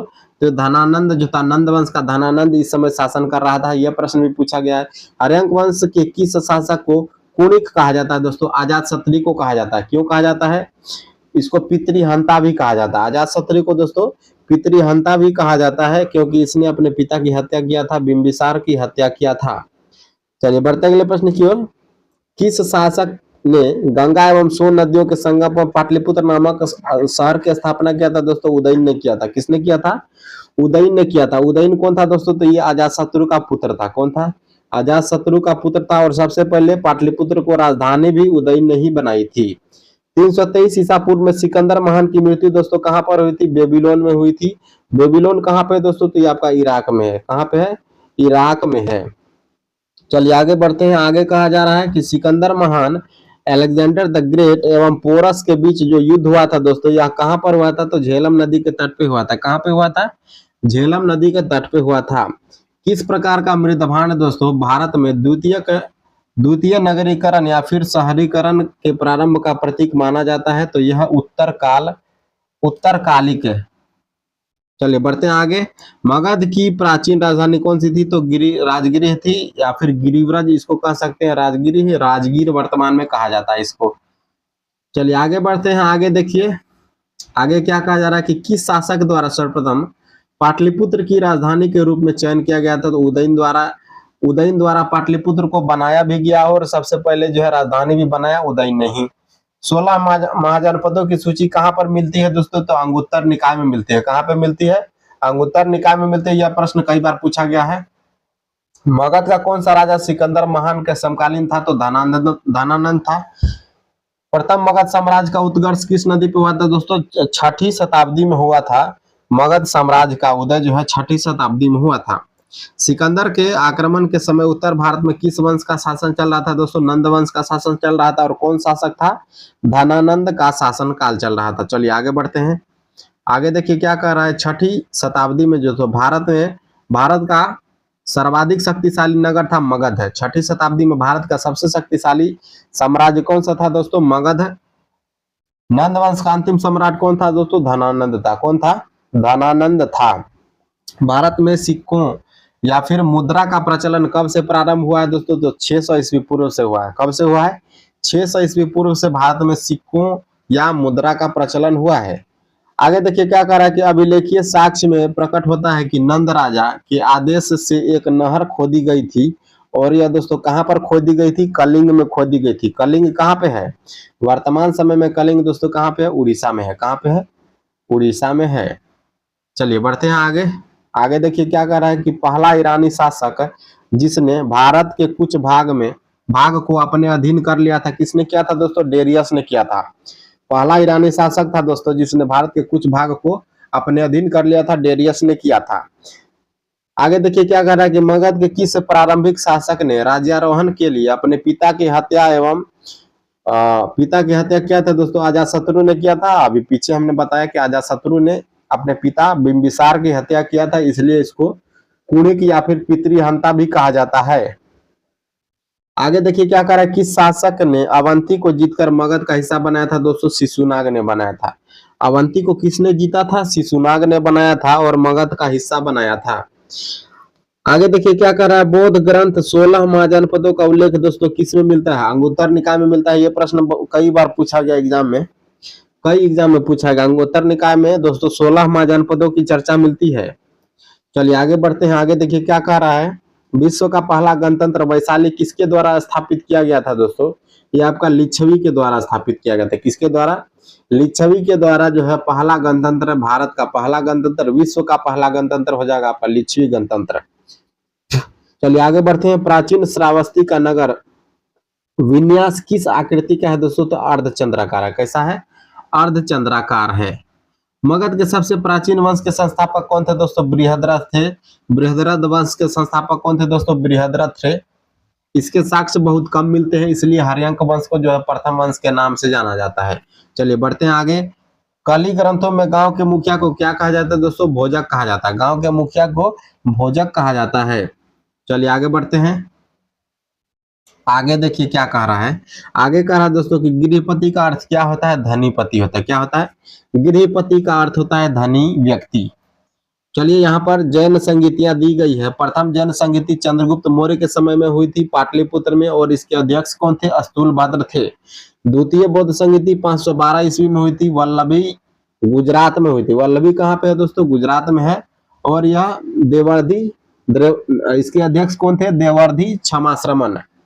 चलिए आगे आप बौद्ध संगीति को देख लेते हैं एक बार। बौद्ध संगीति 4 टोटल बौद्ध संगीति हुआ था। पहला जो आपका 483 ईसा पूर्व में अजातशत्रु के शासनकाल में राजगृह में होता है। इसके अध्यक्ष कौन थे? महाकश्यप थे। द्वितीय बौद्ध संगीति दोस्तों 383 ईस्वी पूर्व में कालाशोक के शासनकाल में हुआ था और वैशाली में हुआ था, और इसके अध्यक्ष कौन थे? सर्वकामिनी थे। तृतीय हम बौद्ध संगीति की बात करें तो 251 ईस्वी पूर्व में हुआ था, और अशोक के शासनकाल में हुआ था, पाटलिपुत्र में हुआ था, और मोगलीपति गोसाल इसके जो थे अध्यक्ष थे। चतुर्थ बौद्ध संगीति की बात करें दोस्तों पहली सदी में हुई थी। पहली सदी का मतलब हुआ पहली ईस्वी। पहली ईस्वी जब से स्टार्ट हुआ है कनिष्क के शासनकाल में कुंडलवन में हुआ था दोस्तों। और कुंडलवन कहाँ पे है? कश्मीर में है। कुंडलवन कश्मीर में हुआ था, और वसुमित्र जो थे इसके अध्यक्ष थे। चलिए आगे बढ़ते हैं। आइए दोस्तों एक बार जो हम महाजनपद को देख लेते हैं। कितने महाजनपद थे टोटल? टोटल 16 महाजनपद थे। 16 महाजनपद थे, और अंगुत्तर निकाय में इसकी चर्चा मिलती है। तो एक बार जो हम सभी महाजनपदों के राजधानी को देख लेते हैं, क्योंकि इसका राजधानी भी कई बार एग्जाम में पूछा गया है। पहला आपका हो जाएगा मगध। मगध का राजधानी क्या है दोस्तों? मगध का राजधानी था राजगिर या फिर राजगीर। अंग का था चंपा। अंग का था चंपा, जो कि आधुनिक काल में अभी वर्तमान में भागलपुर के नाम से जाना जाता है। काशी का था दोस्तों वाराणसी या फिर बनारस। वज्जी का था वैशाली, विदेह या फिर मिथिला। इन तीनों नाम में से कोई भी नाम आपके ऑप्शन में आ सकता है, इसलिए आप ध्यान से देख लीजिए। वज्जी का क्या था? वैशाली, विदेह और मिथिला। कौशल का श्रावस्ती, और कुरु का इंद्रप्रस्थ। इंद्रप्रस्थ को दोस्तों वर्तमान में हम दिल्ली के नाम से जानते हैं। दिल्ली का पुराना नाम क्या है दोस्तों? इंद्रप्रस्थ जो है दिल्ली का पुराना नाम है। चेदी का शक्तिमती क्या है दोस्तों? चेदी महाजनपद का आपका राजधानी क्या था? शक्तिमती था। मल्ल महाजनपद की कुशीनगर और पावा इसकी राजधानी थी। कुशीनगर में दोस्तों आपको पता होगा गौतम बुद्ध की मृत्यु हुई थी कुशीनगर में। असमक महाजनपद का राजधानी कौन हो जाएगा दोस्तों? पोदन्य या फिर पोतन। वत्स महाजनपद की राजधानी हो जाएगी कौशाम्बी। पांचाल का हो जाएगा अहिछत्र और काम्पिल्य। मत्स्य का हो जाएगा विराटनगर, जिसको अभी वर्तमान में जयपुर के नाम से जाना जाता है। जयपुर कहाँ पे है? राजस्थान में है। चलिए आगे देखते हैं। अवंती का राजधानी क्या था दोस्तों? उज्जैनी था एवं माहिष्मती था। बाहुबली आप लोगों ने देखा होगा, माहिष्मती साम्राज्य, वही वाला अवंती। चलिए गांधार, तक्षशिला एवं पुष्कलावती। सुरसेन का मथुरा था दोस्तों, और कंबोज का क्या था? राजपुर था। तो यहाँ पर आपका 16 महाजनपद खत्म हुआ। चलिए आगे बढ़ते हैं। चलिए दोस्तों हमारा 5वां टॉपिक था मौर्यकाल। मौर्यकाल की शुरुआत की बात करेंगे दोस्तों 322 ईसा पूर्व से 185 ईसा पूर्व। मौर्य साम्राज्य की राजधानी दोस्तों इसकी स्थापना किसने किया था? तो मौर्य साम्राज्य की स्थापना चंद्रगुप्त मौर्य के द्वारा किया गया था, और धनानंद को मार के इसने जो है स्थापना किया था। मौर्य नंद वंश का खत्म हुआ, नंद वंश का समाप्ति हुआ, अंत हुआ, और मौर्य साम्राज्य का उदय हुआ। मौर्य साम्राज्य में प्रचलित मुद्रा का नाम क्या है दोस्तों? पण। यह प्रश्न भी कई बार पूछा गया है कि मौर्य साम्राज्य में प्रचलित मुद्रा का नाम क्या है दोस्तों? पण है। अशोक का उत्तराधिकारी कौन था? कुणाल था। अशोक का उत्तराधिकारी कौन था? कुणाल था। मुद्रा राक्षस का लेखक कौन है दोस्तों? बीबीआई प्रश्न है ये। विशाख दत्त हो जाएगा। मुद्रा राक्षस का लेखक कौन है? विशाख दत्त। वह व्यक्ति कौन है जिसका नाम देवनाम प्रियदर्शी रखा गया था दोस्तों? तो यह हो जाएंगे मौर्य सम्राट अशोक। मौर्य सम्राट अशोक को देवनाम प्रियदर्शी के नाम से जाना जाता है। कौटिल्य या फिर चाणक्य जिसको कहते हैं दोस्तों, कौटिल्य या फिर चाणक्य किसका प्रधानमंत्री था? चंद्रगुप्त मौर्य का प्रधानमंत्री था कौटिल्य यानी चंद्रगुप्त चाणक्य। यह प्रश्न भी कई बार पूछा गया है दोस्तों। चलिए बढ़ते हैं आगे। अगला देखिए आप क्या कर रहा है कि कलिंग विजय के उपरांत अशोक ने दोस्तों बौद्ध धर्म को स्वीकार कर लिया था। कलिंग विजय के उपरांत 261 ईस्वी में दोस्तों, 261 ईस्वी में कलिंग युद्ध हुआ था। कब हुआ था? 261 बीसी में। उसके बाद जो है अशोक ने बौद्ध धर्म को अपना लिया था। चलिए बढ़ते हैं आगे। चंद्रगुप्त के शासन विस्तार में किसने मुख्य रूप से मदद किया था? तो चाणक्य ने मदद किया था। सांची किस कला व मूर्ति कला का निरूपण करता है? तो बौद्ध धर्म।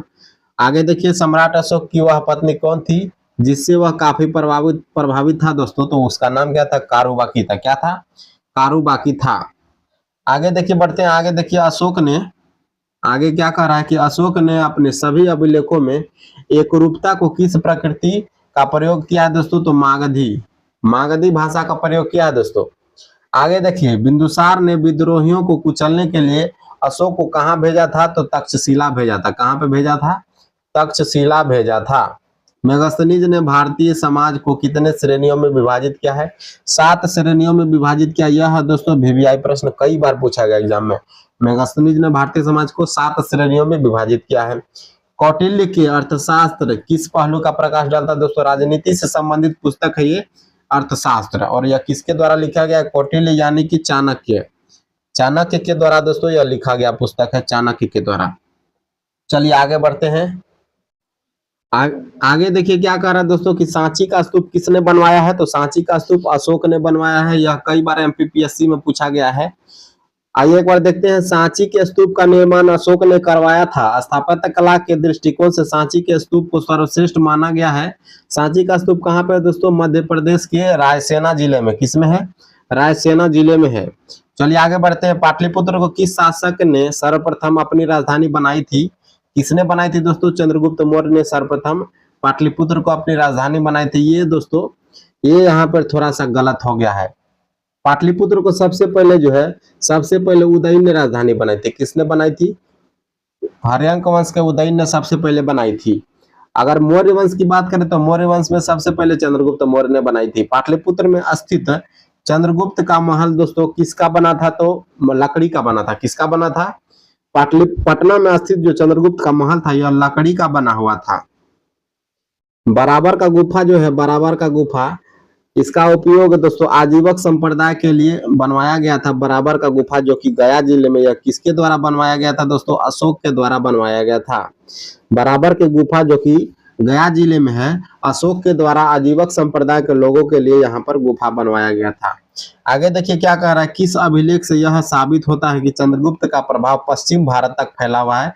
तो रुद्रदामन का जूनागढ़ अभिलेख से यह पता चलता है दोस्तों कि आपका जो है चंद्रगुप्त मौर्य का प्रभाव जो है दक्षिण भारत तक था।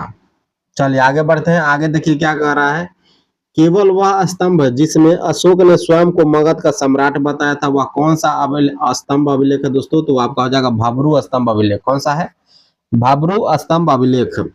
अर्थशास्त्र का लेख समकालीन था दोस्तों चंद्रगुप्त का। नंद वंश के पश्चात मगध पर चंद्रगुप्त मौर्य ने मौर्य वंश का स्थापना किया था। मौर्य काल में शिक्षा का सर्वाधिक प्रसिद्ध केंद्र था दोस्तों तक्षशिला। कौन सा था? मौर्य काल में तक्षशिला था दोस्तों। यह प्रश्न कई बार पूछा गया है। मेगस्थनीज की पुस्तक का नाम भी इंडिका है। यह प्रश्न भी बहुत बार पूछा गया है कि मेगस्थनीज की पुस्तक का नाम क्या है? इंडिका है। चलिए आगे बढ़ते हैं। आगे देखिए क्या कह रहा है।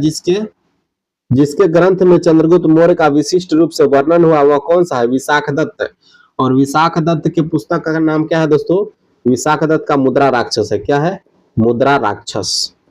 चलिए आगे देखिए क्या कह रहा है। वह स्रोत जिसमें पाटलिपुत्र के प्रशासन का वर्णन मिलता है दोस्तों, इंडिका पुस्तक मेगस्थनीज के द्वारा लिखा गया जिसमें पाटलिपुत्र के प्रशासन का वर्णन मिलता है। और इसमें 7 प्रकार के समाज का जो है 7 प्रकार के समाज का विभाजन किया गया है। चलिए आगे बढ़ते हैं।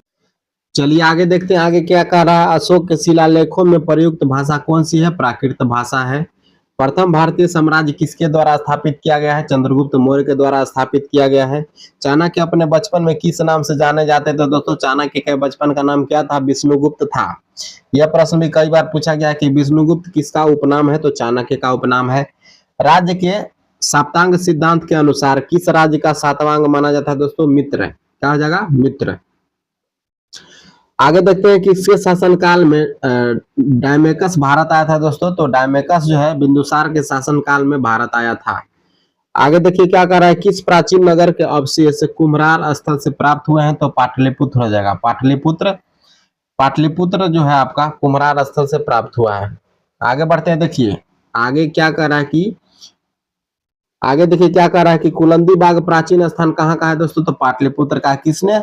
सहिष्णुता, उदारता और करुणा के त्रिविधि आधार पर राजमार्ग की स्थापना किया था दोस्तों। अशोक ने किया था। अशोक ने सहिष्णुता, उदारता और करुणा के त्रिविधि आधार पर राजधर्म की स्थापना किया था।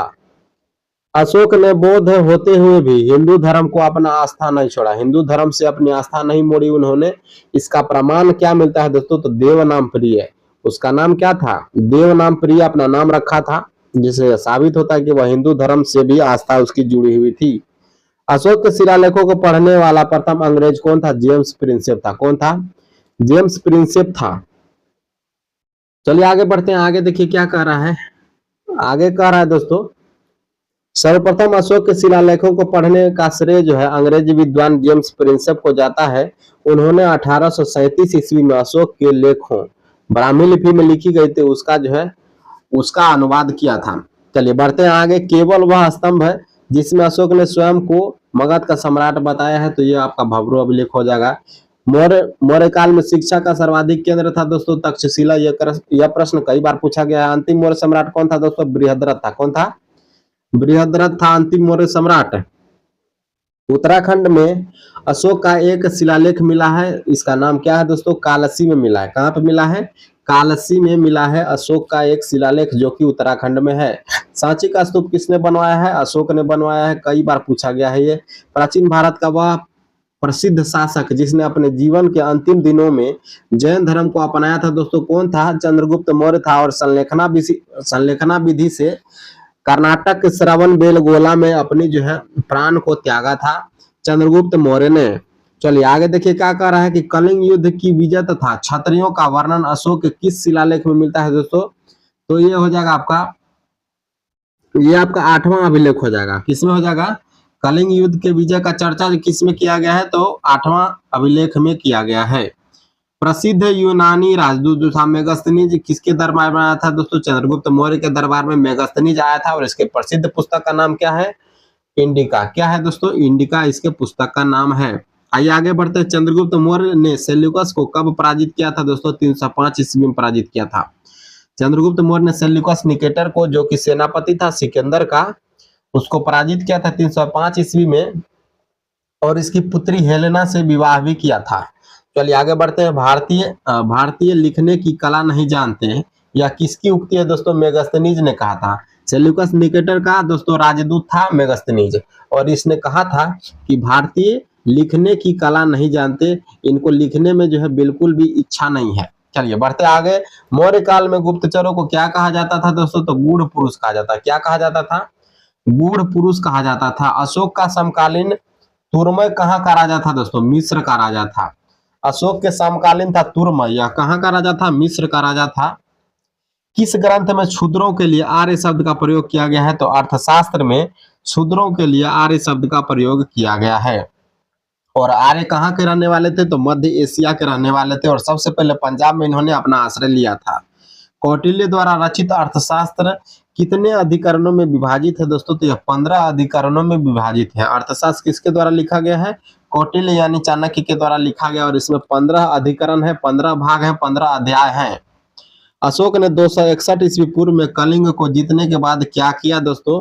आइए देखते हैं उसने क्या किया था। भारी रक्तपात को देखकर युद्ध की नीति को सदा के लिए त्याग दिया और बौद्ध धर्म अपना लिया। भारी रक्तपात देखकर उसने युद्ध की नीति को त्याग दिया और बौद्ध धर्म को अपना लिया था। चलिए आगे बढ़ते हैं। आगे देखिए क्या कहा जा रहा है। आगे कह रहा है कि दोस्तों अशोक के जो शिलालेख है संगम राज्य के बारे में हमें बताते हैं वो कौन से हैं दोस्तों, तो वो आपका हो जाएगा दूसरा और 13वां शिलालेख। कौन सा अभिलेख हो जाएगा? दूसरा और 13वां शिलालेख जो है संगम वंश के बारे में, संगम राज्य के बारे में बताते हैं। अशोक ने श्रीलंका में बौद्ध धर्म का प्रचार करने के लिए अपने पुत्र महेंद्र और संघमित्रा को भेजा था। अपनी पुत्री संघमित्रा और पुत्र महेंद्र को भेजा था बौद्ध धर्म के प्रचार के लिए। प्रश्न कई बार पूछा गया एग्जाम में। अशोक के मानसेहरा अभिलेख जो कि पाकिस्तान में है एवं शाहबाजगढ़ी अभिलेख जो कि पाकिस्तान में है, या किस भाषा में दोस्तों, किस लिपि में मिला है? तो यह खरोष्टी लिपि में मिला है। किस लिपि में मिला है? खरोष्टी लिपि में मिला है। मानसेहरा और शाहबाजगढ़ी अभिलेख खरोष्टी लिपि में मिला है जो कि पाकिस्तान में है। श्रीनगर की स्थापना किसके द्वारा किया गया है दोस्तों? अशोक के द्वारा किया गया। कई बार पूछा गया है एग्जाम में कि श्रीनगर शहर की स्थापना, नगर की स्थापना किसके द्वारा किया गया है? अशोक के द्वारा किया गया है। चलिए आगे बढ़ते हैं। आगे देखिए क्या कह रहा है, किस अभिलेख में चंद्रगुप्त मौर्य और अशोक दोनों का उल्लेख किया गया है दोस्तों? तो ये महाक्षत्रप रुद्रदामन का जूनागढ़ अभिलेख है दोस्तों। महाक्षत्रप रुद्रदामन का जूनागढ़ अभिलेख है जिसमें चंद्रगुप्त मौर्य और अशोक दोनों का आपका चर्चा मिला है, दोनों का वर्णन मिला है। चलिए आगे बढ़ते हैं दोस्तों। मौर्य साम्राज्य यहाँ पर खत्म होता है। अब हम मौर्योत्तर काल की ओर आगे बढ़ते हैं। मौर्योत्तर काल का आप तिथि देख लीजिए, 185 ईसा पूर्व से 319 ईसा पूर्व। 185 से 319 ईसा पूर्व। चलिए बढ़ते हैं। अंतिम मौर्य सम्राट बृहद्रथ की हत्या किसके द्वारा किया गया था दोस्तों? शुंग वंश के जो आपके शुंग वंश के शासक थे पुष्यमित्र शुंग के द्वारा अंतिम मौर्य शासक बृहद्रथ की हत्या करके शुंग वंश की स्थापना किया गया था। आगे देखिए कह रहा है दोस्तों कि कर्ण वंश का संस्थापक कौन था? तो वासुदेव था। कर्ण वंश का शासक कौन था?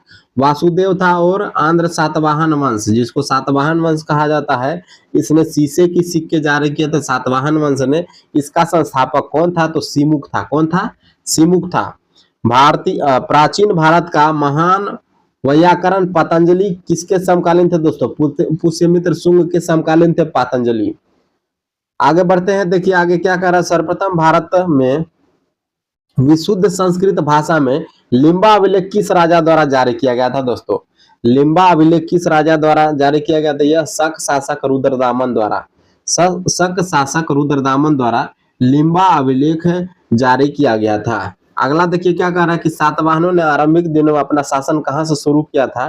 तो महाराष्ट्र से शुरू किया था। सातवाहनों के संस्थापक कौन थे? सिमुक थे। कौन थे? सिमुक थे। किस कुषाण शासक ने सर्वप्रथम स्वर्ण मुद्राएं चलाई थी दोस्तों? तो कडफिसस ने चलाई थी। किसने चलाई थी? विम कडफिसस। इसका पूरा नाम था दोस्तों विम कडफिसस। इसने सबसे पहले स्वर्ण मुद्राएं चलाई थी। आगे बढ़ते हैं। किस वंश के शासकों ने छत्रप प्रणाली का प्रयोग किया था? तो शकों ने सबसे पहले छत्रप प्रणाली का प्रयोग किया था।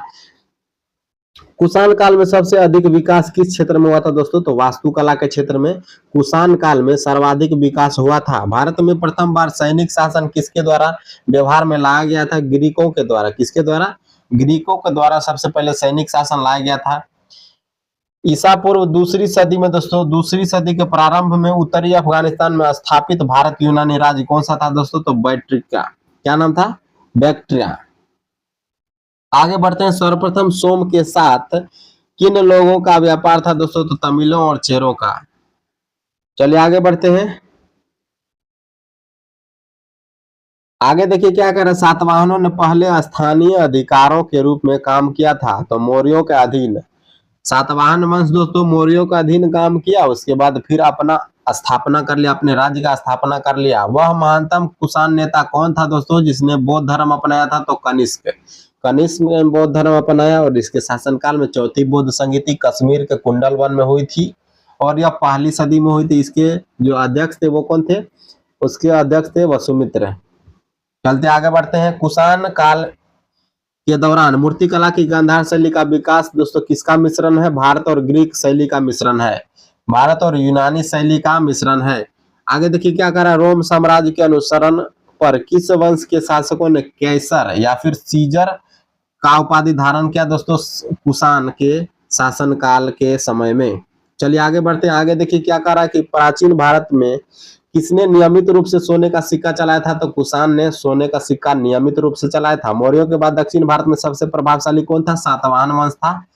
बुद्ध की खड़ी प्रतिमा किस काल में बनाई गई थी? कुषाण काल में बनाई गई थी। शुंग वंश के बाद किस वंश ने भारत पर राज्य किया? दोस्तों कण्व वंश ने। और चीनी जनरल कनिष्क को किसने हराया था? दोस्तों चीनी जनरल जिसने कनिष्क को हराया था तो यह था पेन चाओ। यह प्रश्न दोस्तों बहुत बार पूछा गया है। चलिए आगे बढ़ते हैं। आगे देखिए क्या कर रहा है। उत्तरी तथा उत्तर पश्चिमी भारत में सर्वाधिक संख्या में तांबे के सिक्के को जारी किया गया था। कुषाणों के द्वारा जारी किया गया था सर्वाधिक तांबे के सिक्के। दोस्तों किसके द्वारा जारी किया गया था? ये कुषाणों के द्वारा जारी किया गया था। विक्रम संवत कब से प्रारंभ हुआ है? तो 57 ईसा पूर्व से हुआ है। यह प्रश्न में कई बार पूछा गया है कि विक्रम संवत कब से प्रारंभ हुआ है? 57 ईसा पूर्व से हुआ है। सातवाहन शासकों की राजकीय भाषा क्या थी? दोस्तों तो ये प्राकृत भाषा थी। जो कला शैली भारतीय और ग्रीक यूनानी शैली का सम्मिश्रण है उसे क्या कहते हैं? दोस्तों उसे गांधार कला शैली कहते हैं। क्या कहते हैं?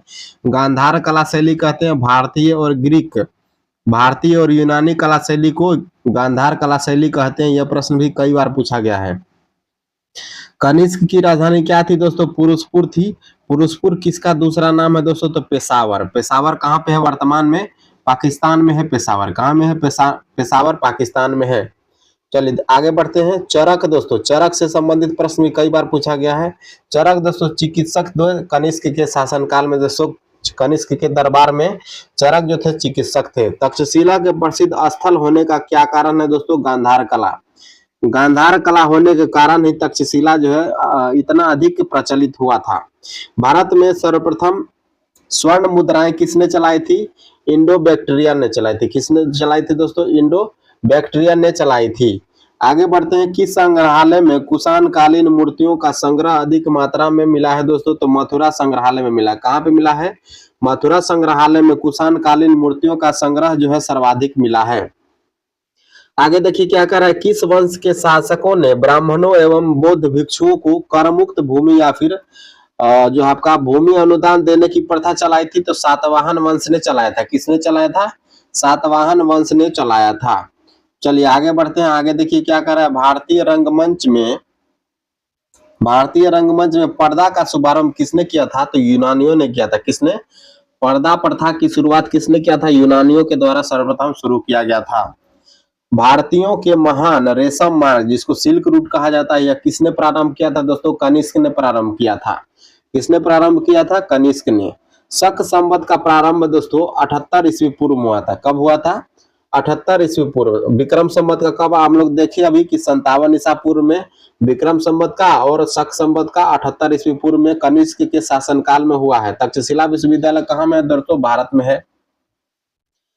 चलिए आगे बढ़ते हैं। वर्तमान की बात करें दोस्तों, वर्तमान में कह रहा है कि वर्तमान में तक्षशिला पाकिस्तान के रावलपिंडी जिले में स्थित है। प्राचीन काल में यह शिक्षा का प्रमुख केंद्र था। चाणक्य, चरक आदि यहीं से शिक्षा प्राप्त किए थे। चलिए आगे बढ़ते हैं। प्राचीन काल में कलिंग का महान शासक कौन था? दोस्तों तो खारवेल था। कौन था? कलिंग का महान शासक था खारवेल। बुद्ध का किसके सिक्कों पर अंकन हुआ? दोस्तों तो कनिष्क के सिक्कों पर दोस्तों बुद्ध की प्रतिमा बनाई गई है। योधेय सिक्कों पर किस देवता का अंकन मिलता है? तो कार्तिकेय देवता का अंकन योधेय सिक्कों पर मिलता है। कनिष्क के सारनाथ बौद्ध प्रतिमा अभिलेख जो दोस्तों कब बनाई गई थी? तो आपका 81 ईस्वी में बनाई गई थी। 81 ईस्वी में बनाई गई थी।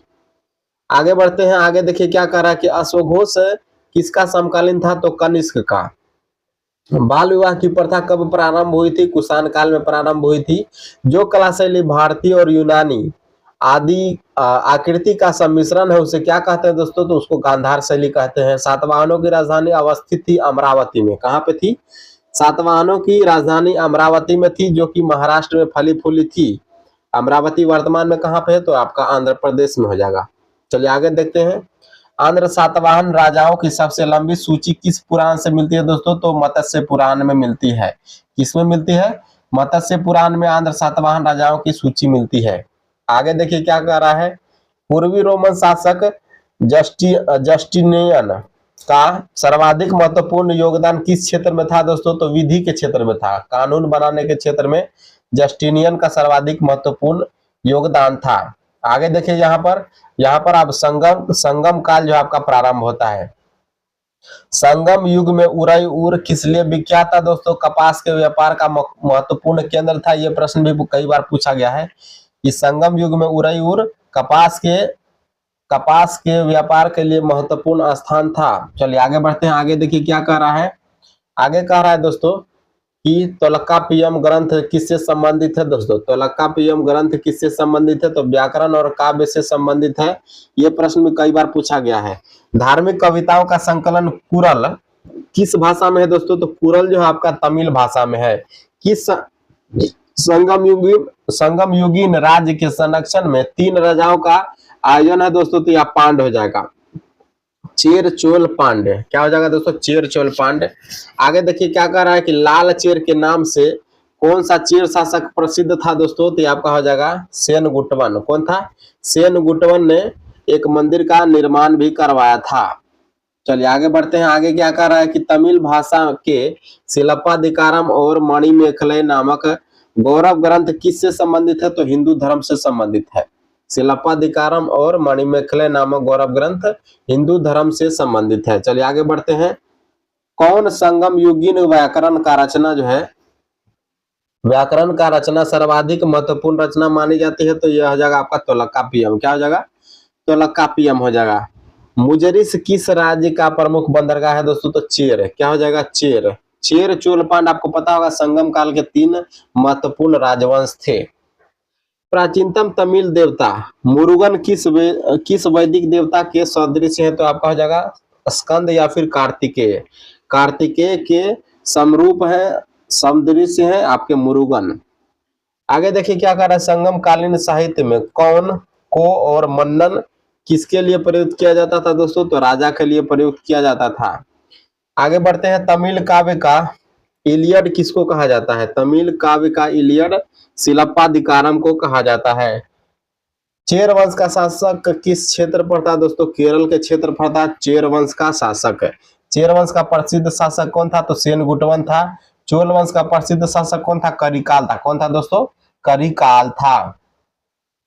करिकाल से संबंधित कई प्रश्न जो है एग्जाम में पूछा गया है। चोल काल में सूती वस्त्र का उद्योग प्रमुख केंद्र था दोस्तों उरईर का। कहाँ होगा? उरईर दोस्तों सूती वस्त्र का प्रमुख केंद्र था चोल काल में। तोलकाप्पियम की रचना किसके द्वारा किया गया है? तो तोलकाप्पियर के द्वारा किया गया है। चोल काल में सर्वोच्च न्यायालय को क्या कहा जाता था दोस्तों? मनरम कहा जाता था। क्या कहा जाता था? सर्वोच्च न्यायालय को मनरम कहा जाता था। पांड्यों की राजधानी थी दोस्तों मदुरई।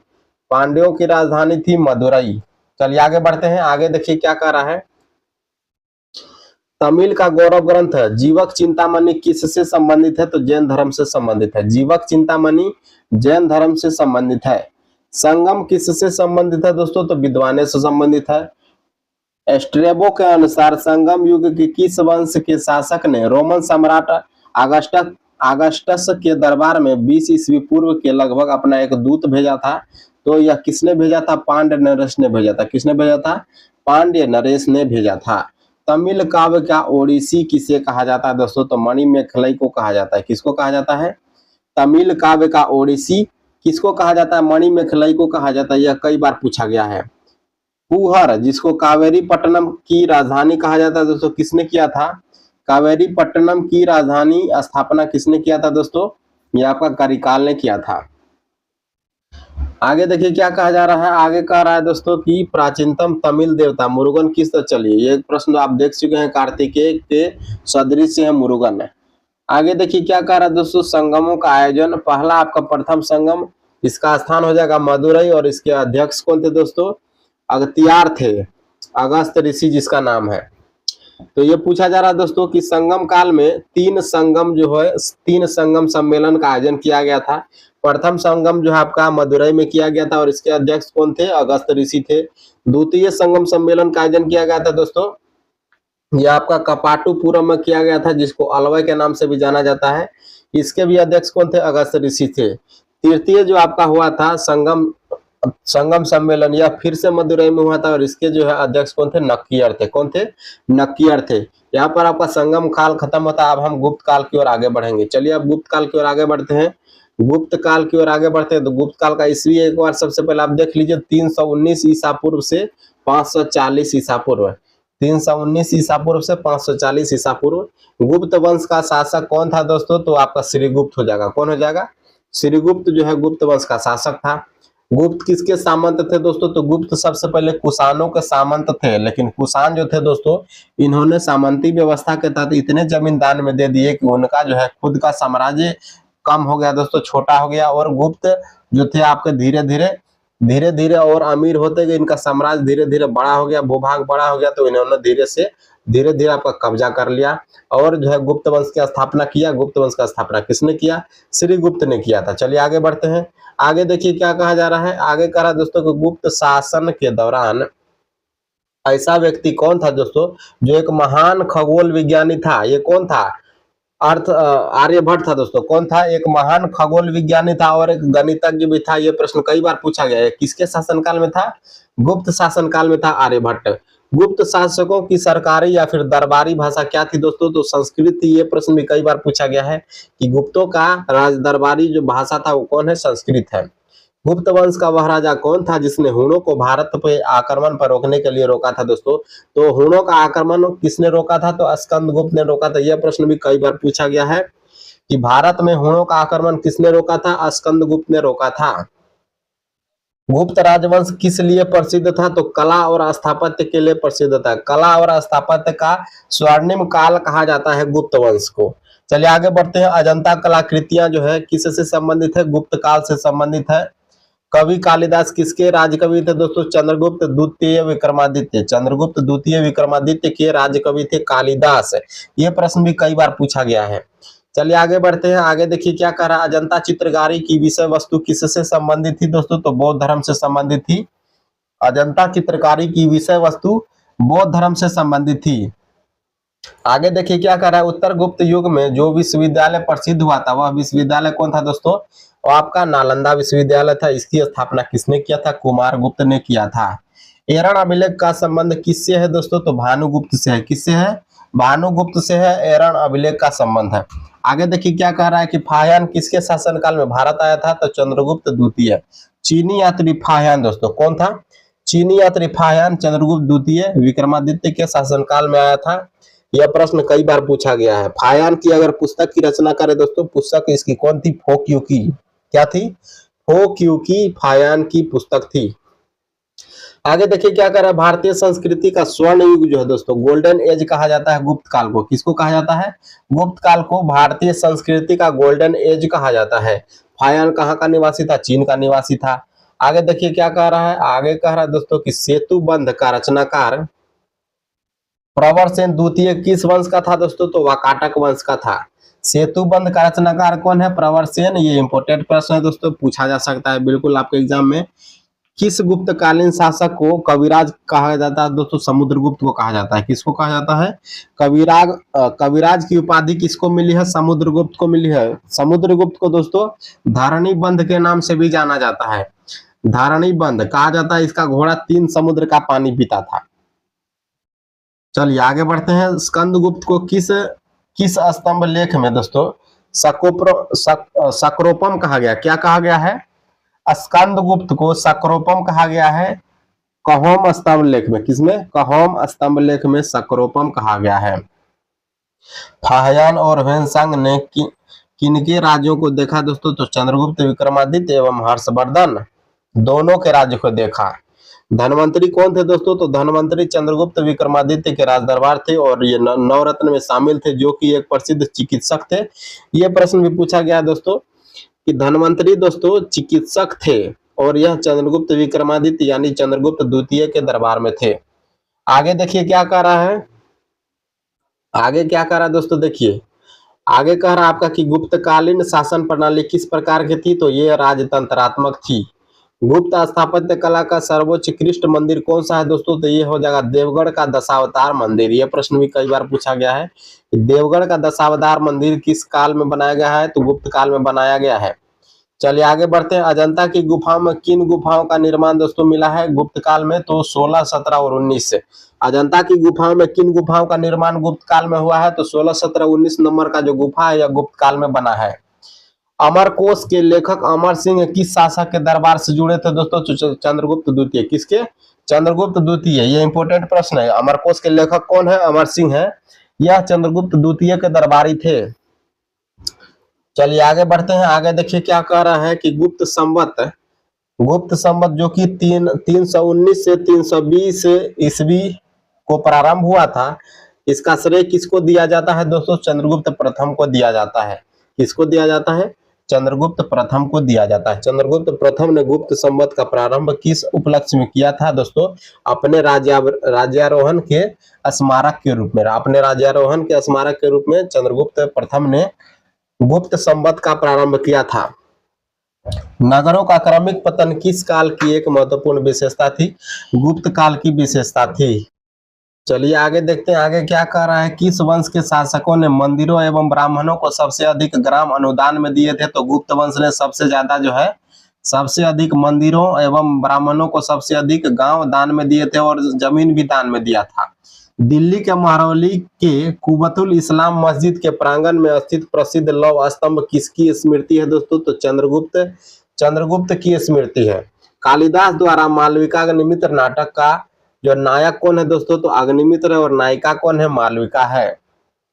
यह प्रश्न कई बार पूछा गया है दोस्तों कि मालविकाग्निमित्र नाटक के रचनाकार कौन है? तो कालिदास है।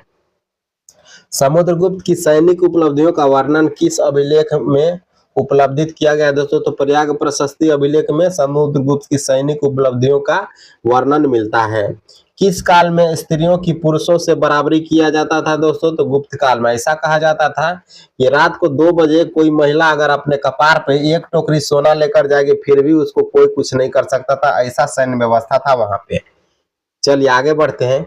आगे देखिए क्या कहा जा रहा है। आगे कहा जा रहा है, आगे है दोस्तों कि भारत का नेपोलियन किसको कहा जाता है? अब समुद्रगुप्त को कहा जाता है। किसको कहा जाता है? समुद्रगुप्त को भारत का नेपोलियन कहा जाता है। समुद्रगुप्त को धरणीबंध कहा जाता है। समुद्रगुप्त को कविराज कहा जाता है। यहाँ पर कहा जा रहा है दोस्तों कि इतिहासकार विंसेंट स्मिथ ने, कौन कह रहा है दोस्तों? विंसेंट स्मिथ ने अपनी पुस्तक अर्ली हिस्ट्री ऑफ इंडिया में समुद्रगुप्त की वीरता और विजयों पर मुग्ध होकर उन्हें भारतीय नेपोलियन की उपाधि दी थी दोस्तों। कौन दिया था नेपोलियन की उपाधि? इसको विंसेंट स्मिथ ने दिया था। और इसकी पुस्तक क्या है? Early history of India. चलिए आगे बढ़ते हैं। तक्षशिला विद्यालय कहाँ पे है दोस्तों? तो भारत में है, लेकिन वर्तमान में यह कहाँ पे है? पाकिस्तान में है। आगे देखिए क्या कहा जा रहा है कि किस राजा का एक अन्य नाम देव था दोस्तों? देवगुप्त किसका नाम था? तो चंद्रगुप्त द्वितीय का नाम क्या था? देवगुप्त था। प्रथम गुप्त शासक जिसने परम भागवत की उपाधि धारण की थी? चंद्रगुप्त द्वितीय ने। किसने? चंद्रगुप्त द्वितीय ने परम भागवत की उपाधि धारण की थी दोस्तों। आगे चलिए बढ़ते हैं। आगे क्या कहा जा रहा है कि प्रयाग प्रशस्ति किसके सैन्य अभियान के बारे में जानकारी देता है? तो समुद्रगुप्त के सैन्य अभियान के बारे में प्रयाग प्रशस्ति अभिलेख हम लोगों को आपको जानकारी देता है। समुद्रगुप्त से संबंधित 3 प्रश्न आप लोग ध्यान में रखिएगा। इसको कविराज कहा जाता है, इसको भारत का नेपोलियन कहा जाता है, इसको धरणीबंध कहा जाता है। चलिए, गुप्त सम्राट जिसने हुनों को पराजित किया था? स्कंदगुप्त है। यह प्रश्न भी कई बार पूछा गया है। शक विजेता किसको कहा जाता है दोस्तों? चंद्रगुप्त द्वितीय को। इसने शकों को हराया था। किसने हराया था? शकों को किसने हराया था? चंद्रगुप्त द्वितीय विक्रमादित्य ने हराया था। रजत सिक्के जारी करने वाला प्रथम गुप्त शासक कौन था दोस्तों? चंद्रगुप्त द्वितीय ही था। रजत सिक्के जारी करने वाला प्रथम गुप्त शासक कौन था? चंद्रगुप्त द्वितीय था। नगरों का क्रमिक पतन किस काल की एक महत्वपूर्ण विशेषता थी? गुप्त काल की। नगरों की क्रमिक पतन गुप्त काल की एक प्रमुख विशेषता थी। चलिए आगे बढ़ते हैं। आगे देखिए क्या कर रहा है। किस गुप्त शासक ने सर्वप्रथम सिक्के जारी किए थे? चंद्रगुप्त प्रथम ने सिक्के जारी किए थे। किस गुप्त शासक ने सर्वप्रथम सिक्के जारी किए थे? चंद्रगुप्त प्रथम ने सिक्के जारी किए थे। कौन सा राजवंश हुनों के आक्रमण से अत्यंत विचलित हुआ था दोस्तों? तो गुप्त वंश हो जाएगा। गुप्त वंश जो है, गुप्त वंश हुनों के आक्रमण से बहुत विचलित हुआ था, लेकिन स्कंदगुप्त ने उनके आक्रमणों को रोका, उनको हराया। आगे देखिए क्या कह रहा है कि अजंता की सरीखी जैसी गुफाएं मध्य प्रदेश में है। यहाँ पर दोस्तों क्या है? बाघ में है। कहाँ पे है यह? बाघ प्रदेश में है। आगे देखिए क्या कह रहा है कि गुप्त वंश ने किस अवधि में शासन किया था? तो 319 से 500 ईस्वी तक। बाल विवाह की प्रथा कब आरंभ हुई थी? गुप्त काल में। बाल विवाह की प्रथा गुप्त काल में प्रारंभ हुई थी। और पर्दा प्रथा की जो हिंद यूनानी काल में, पर्दा प्रथा की शुरुआत यूनानी काल में हुई थी और बाल विवाह की प्रथा गुप्त काल में हुई थी। चलिए आगे बढ़ते हैं। आगे देखिए क्या कह रहा है, यूरोपीय भाषा में अनुदित अनुदित या फिर अनुवादित प्रथम भारतीय ग्रंथ कौन है दोस्तों? ये आपका हो जाएगा कुमार संभवम। कौन सा ग्रंथ है? कुमार संभवम। किसके द्वारा लिखा गया है? कालिदास के द्वारा लिखा गया है। चलिए आगे बढ़ते हैं। सती प्रथा का पहला उल्लेख कहाँ से मिलता है? एरन अभिलेख से मिलता है। सती प्रथा का पहला उल्लेख एरन अभिलेख से मिलता है। मिहिर कुल का संबंध किससे है दोस्तों? तो ये आपका हुणों से है। मिहिर कुल का संबंध किससे है? हुणों से है। गुप्त राजा जिसने विक्रमादित्य की उपाधि ली थी दोस्तों, ये आपका चंद्रगुप्त द्वितीय था। इसने शकों को हराया था और उसके बाद जो है विक्रमादित्य की उपाधि लिया था। गुप्त काल में उत्तर भारतीय व्यापार किस पत्तन से संचालित होता था दोस्तों? ताम्रलिप्ति से। किससे? ताम्रलिप्ति पत्तन से, बंदरगाह से संचालित होता था भारतीय व्यापार। चलिए आगे बढ़ते हैं। गुप्त शासकों द्वारा जारी किए गए चांदी के सिक्के क्या कहलाते हैं दोस्तों? रूपक कहलाते हैं। क्या कहलाते हैं? रूपक कहलाते हैं। किस गुप्त शासक को नालंदा विश्वविद्यालय का संस्थापक माना जाता है? कुमार गुप्त को। किसको? कुमार गुप्त को। पुंड्रवर्धन भुक्ति प्रांत अवस्थित थी दोस्तों, उत्तर बंगाल में थी। वह प्रथम भारतीय विद्वान कौन था जिसने गणित को एक पृथक विषय के रूप में स्थापित किया था दोस्तों? ये कौन था? आर्यभट्ट था। तांबा का सिक्का जारी करने वाला पहला गुप्त शासक को था दोस्तों? रामगुप्त था। कौन था? रामगुप्त था, जिसने तांबा का सिक्का जो है सबसे पहले आपका चलाया था। चलिए आगे बढ़ते हैं दोस्तों। आगे आप बढ़ते हैं। आगे क्या कह रहा है कि कालिदास की किस कृति की गिनती विश्व की 100 प्रसिद्ध साहित्यिक कृतियों में होती है दोस्तों? अभिज्ञान शाकुंतलम। अभिज्ञान शाकुंतलम की गिनती जो है विश्व की 100 प्रसिद्ध साहित्यिक कृतियों में गिनी जाती है। वर्तमान गणित में दशमलव प्रणाली के आविष्कार का श्रेय किसको जाता है दोस्तों? तो ये आपको गुप्त युग को जाता है। दशमलव प्रणाली का आविष्कार गुप्त युग में किया गया था। गुप्त काल के सर्वाधिक लोकप्रिय देवता कौन थे दोस्तों? तो यह थे विष्णु। कौन थे? विष्णु थे, क्योंकि गुप्त काल जो था दोस्तों हिंदू वंश था। कौन सा भी वंश था? हिंदू वंश था, ब्राह्मण वंश था। इसलिए इन्होंने जो है यहाँ पर प्रचलित देवता कौन हो जाएंगे? आपके विष्णु हो जाएंगे। आगे देखिए महरौली अभिलेख जो कि दिल्ली में है दोस्तों। इसका निर्माण 4वीं सदी में किया गया था। किस सदी में किया गया था? 4वीं सदी में। कुमार संभवम किसकी लेखन है दोस्तों? तो कालिदास के द्वारा लिखा गया कुमार संभवम। आगे देखिए क्या कह रहा है, नालंदा विश्वविद्यालय की स्थापना का युग है दोस्तों गुप्त। क्या है? गुप्त वंश के काल में ही नालंदा विश्वविद्यालय की स्थापना हुआ था कुमार गुप्त के द्वारा। गुप्त युग में भू राजस्व की दर क्या थी? तो उपज का 6ठा भाग था। उपज का 6ठा भाग गुप्त काल में भू राजस्व की दर थी। आगे देखिए दोस्तों, गुप्तोत्तर काल एवं पुष्यभूति वंश या फिर वर्धन वंश जिसको कहते हैं पुष्यभूति वंश की स्थापना किसने की थी? तो पुष्यभूति वर्धन ने किया था। पुष्यभूति वंश का सबसे प्रतापी राजा कौन था? हर्षवर्धन था। कौन था? हर्षवर्धन था। आगे देखिए क्या कह रहा है कि हर्षवर्धन के समय में चीनी यात्री भारत कौन आया था दोस्तों? ह्वेनसांग आया था। कौन आया था? ह्वेनसांग आया था। ह्वेनसांग की रचना कौन हो जाएगी दोस्तों? सियुकी। इसकी रचना है सियुकी और यह जो है दोस्तों सियुकी है और यह हर्षवर्धन के काल में भारत आया था। चालुक्य राजा पुलकेशिन द्वितीय को किसने पराजित किया था? नरसिंह वर्मन ने हराया था। किसने हराया था? नरसिंह वर्मन ने पुलकेशिन द्वितीय को हराया था। चलिए आगे बढ़ते, आगे देखिए क्या कह रहा है, किस व्यक्ति को द्वितीय अशोक के नाम से जाना जाता है? ये आपका हो जाएगा दोस्तों हर्षवर्धन। हर्षवर्धन को द्वितीय अशोक के नाम से जाना जाता है। वानभट्ट किस सम्राट के राज दरबारी कवि थे दोस्तों? तो आपका हर्षवर्धन हो जाएंगे। हर्षवर्धन के शासनकाल में राज दरबारी थे दोस्तों वानभट्ट। ह्वेनसांग भारत में लगभग कितने साल तक रहा था दोस्तों? तो 14 साल तक रहा था ह्वेनसांग। कुंभ मेला को प्रारंभ करने का श्रेय हर्षवर्धन को दिया जाता है। यह प्रश्न कई बार पूछा गया है कि कुंभ मेला को प्रारंभ करने का श्रेय किसको दिया जाता है? हर्षवर्धन को। नर्मदा नदी पर सम्राट हर्ष के दक्षिणवर्ती अग्रगमन को किसने रोका था दोस्तों? पुलकेशिन द्वितीय ने नर्मदा नदी के तट पर हर्षवर्धन को हराया था। किसने? पुलकेशिन द्वितीय ने हराया था दोस्तों। ये प्रश्न भी कई बार पूछा गया। देखिए ये प्रश्न आ भी गया यहाँ पर कि चालुक्य शासक जो था पुलकेशिन द्वितीय, इसने किस नदी के तट पर हर्षवर्धन को पराजित किया था? तो ये आपका नर्मदा नदी हो जाएगा। हर्ष के शासनकाल में उत्तर भारत का सबसे महत्वपूर्ण शहर कौन सा था दोस्तों? कन्नौज था। कौन सा था? कन्नौज था सबसे महत्वपूर्ण जो आपका शहर कह सकते हैं या फिर राजधानी भी था कन्नौज। हर्ष की आत्मकथा किसने लिखी है? वानभट्ट ने लिखी है। किसने लिखी है? हर्षचरित वानभट्ट की रचना है। चलिए, हर्षवर्धन अपनी धार्मिक सभा कहाँ पर करता था दोस्तों? तो प्रयाग में करता था। इसकी धार्मिक राजधानी थी प्रयाग और जो आपका प्रशासनिक राजधानी थी कन्नौज। किसकी? हर्षवर्धन की। वर्धन वंश की राजधानी थानेश्वर। थानेश्वर दोस्तों किस प्रदेश में है? तो थानेश्वर हरियाणा में है। थानेश्वर कहाँ पे है दोस्तों? हरियाणा में है। चलिए आगे बढ़ते हैं। हर्षवर्धन ने 600 ईस्वी में हर्ष संवत की स्थापना किया था। इसने भी दोस्तों अपना कैलेंडर चलाया था। किसके उपलक्ष्य में? अपने राज्यारोहण के उपलक्ष्य में दोस्तों, अपने राज्यारोहण के उपलक्ष्य में इसने एक हर्ष संवत नाम का कैलेंडर चलाया था 606 ईस्वी में। कब चलाया था? 606 ईस्वी में। ह्वेनसांग की भारत में यात्रा के समय सूती कपड़ों के उत्पादन के लिए सबसे प्रसिद्ध नगर था दोस्तों मथुरा। कौन सा शहर था दोस्तों? मथुरा। ये प्रश्न भी कई बार पूछा गया है कि ह्वेनसांग जब भारत में आया था तो उस समय सूती कपड़ों का प्रमुख केंद्र कौन था दोस्तों? तो मथुरा था। वानभट्ट कहाँ का निवासी था दोस्तों? तो थानेश्वर हरियाणा का निवासी था। कौन? वानभट्ट। नागानंद दोस्तों, नागानंद का रचनाकार कौन है आपका? हर्षवर्धन। हर्षवर्धन दोस्तों एक प्रसिद्ध शासक था, यह कवि भी था और यह लेखक भी था दोस्तों। इसकी प्रसिद्ध रचना क्या है? नागानंद।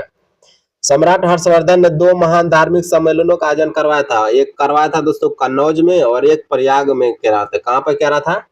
प्रयागराज में करवाया था। आगे देखते हैं। आगे देखिए क्या कर रहा है कि नागानंद, रत्नावली एवं प्रियदर्शी का 3 जो है आपका 3 नाटक रचना किसने किया था? नागानंद, रत्नावली और प्रियदर्शा। ये तीनों हर्षवर्धन ने अपने हाथों से लिखा था दोस्तों। गुर्जरों को किस शासक ने पराजित किया था? तो हर्षवर्धन ने पराजित किया था। गुर्जरों को किसने पराजित किया था? हर्षवर्धन ने पराजित किया था। चलिए आगे बढ़ते हैं। आगे देखिए क्या कर रहा है कि आज भी भारत में ह्वेनसांग को याद करने का मुख्य कारण क्या है दोस्तों? उसकी रचना क्या है? सियुकी। सियुकी दोस्तों, सियुकी हर्षवर्धन की रचना है। ह्वेनसांग ने किसे शिलादित्य कहा था दोस्तों? तो हर्षवर्धन को कहा था। ह्वेनसांग ने शिलादित्य की उपाधि हर्षवर्धन को दिया था। गुप्त वंश के ह्रास के पश्चात उत्तर भारत में बड़े भाग का पुनर्गठन किसने किया था दोस्तों? हर्षवर्धन ने किया था। बंगाल का कौन सा शासक हर्ष का समकालीन था दोस्तों? शशांक। शशांक बहुत ही क्रूर शासक था दोस्तों। पाल वंश का शासक था शशांक दोस्तों। इसने इसने बोधि वृक्ष का दोस्तों इन्होंने कटवा दिया था। किसने? शशांक ने। चलिए आगे बढ़ते हैं। वह अंतिम बौद्ध राजा कौन था जो संस्कृत का महान विद्वान था और लेखक भी था? तो ये हो जाएगा हर्षवर्धन। कौन हो जाएगा? हर्षवर्धन। हर्षचरित किसके द्वारा लिखा गया है? तो वानभट्ट के द्वारा लिखा गया है। एक चालुक्य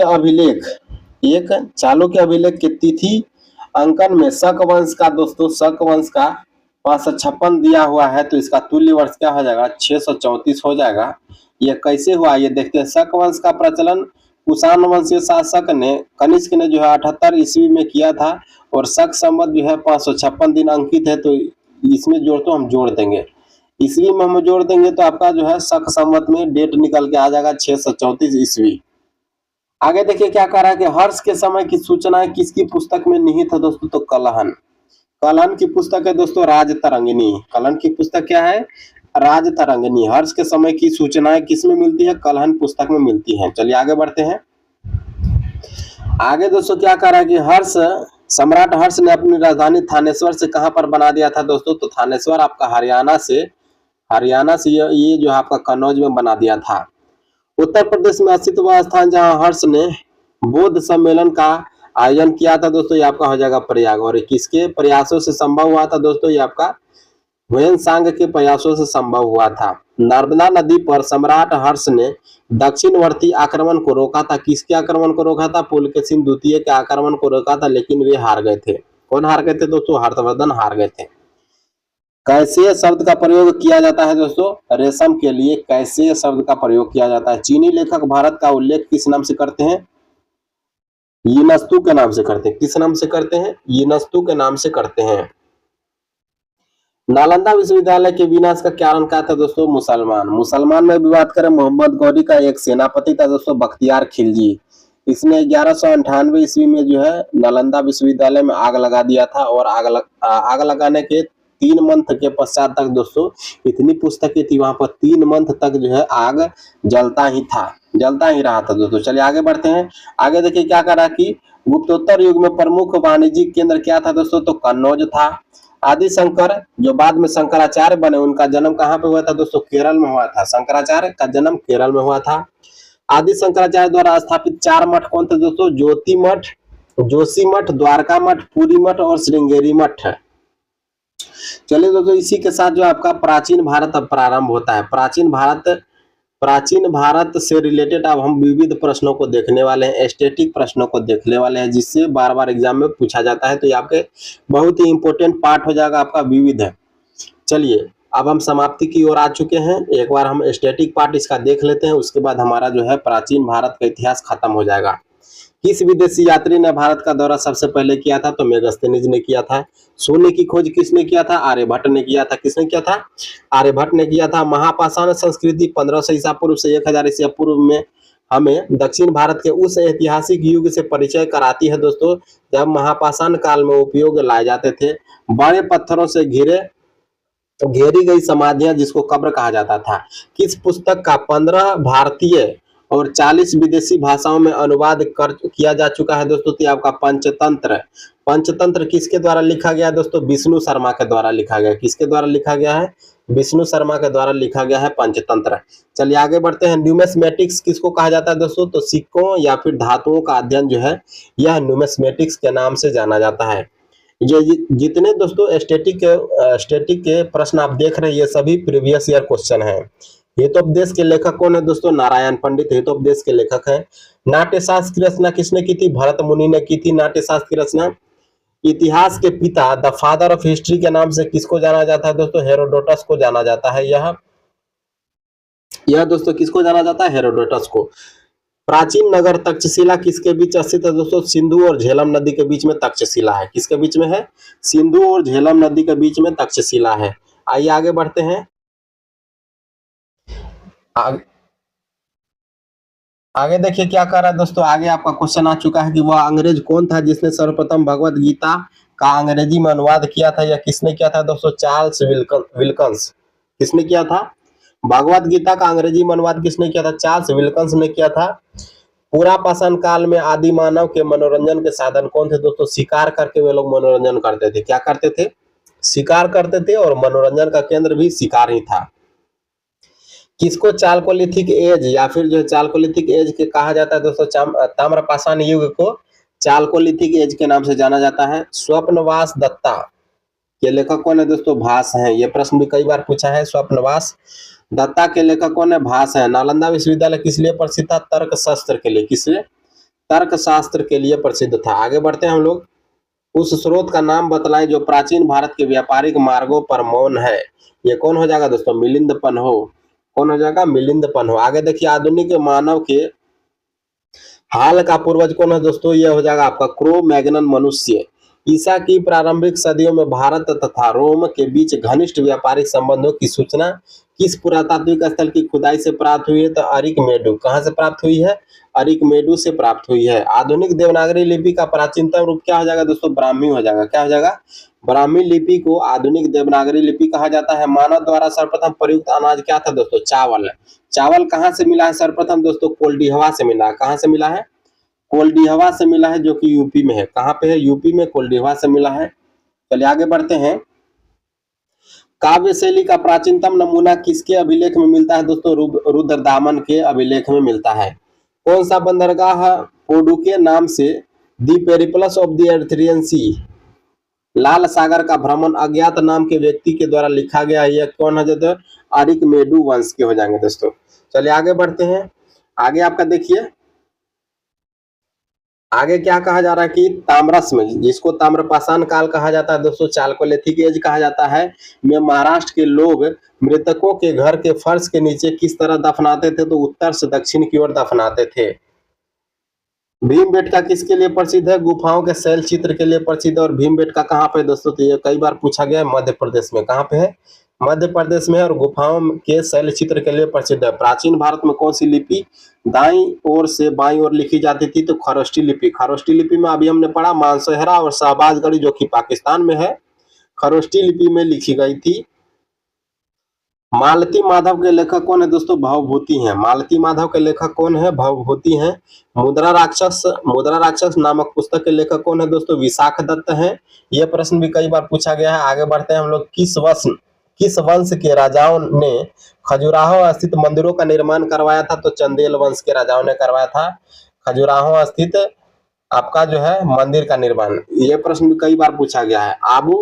आबू का जैन मंदिर किससे बना हुआ है? तो संगमरमर से बना हुआ है। माउंट आबू का जैन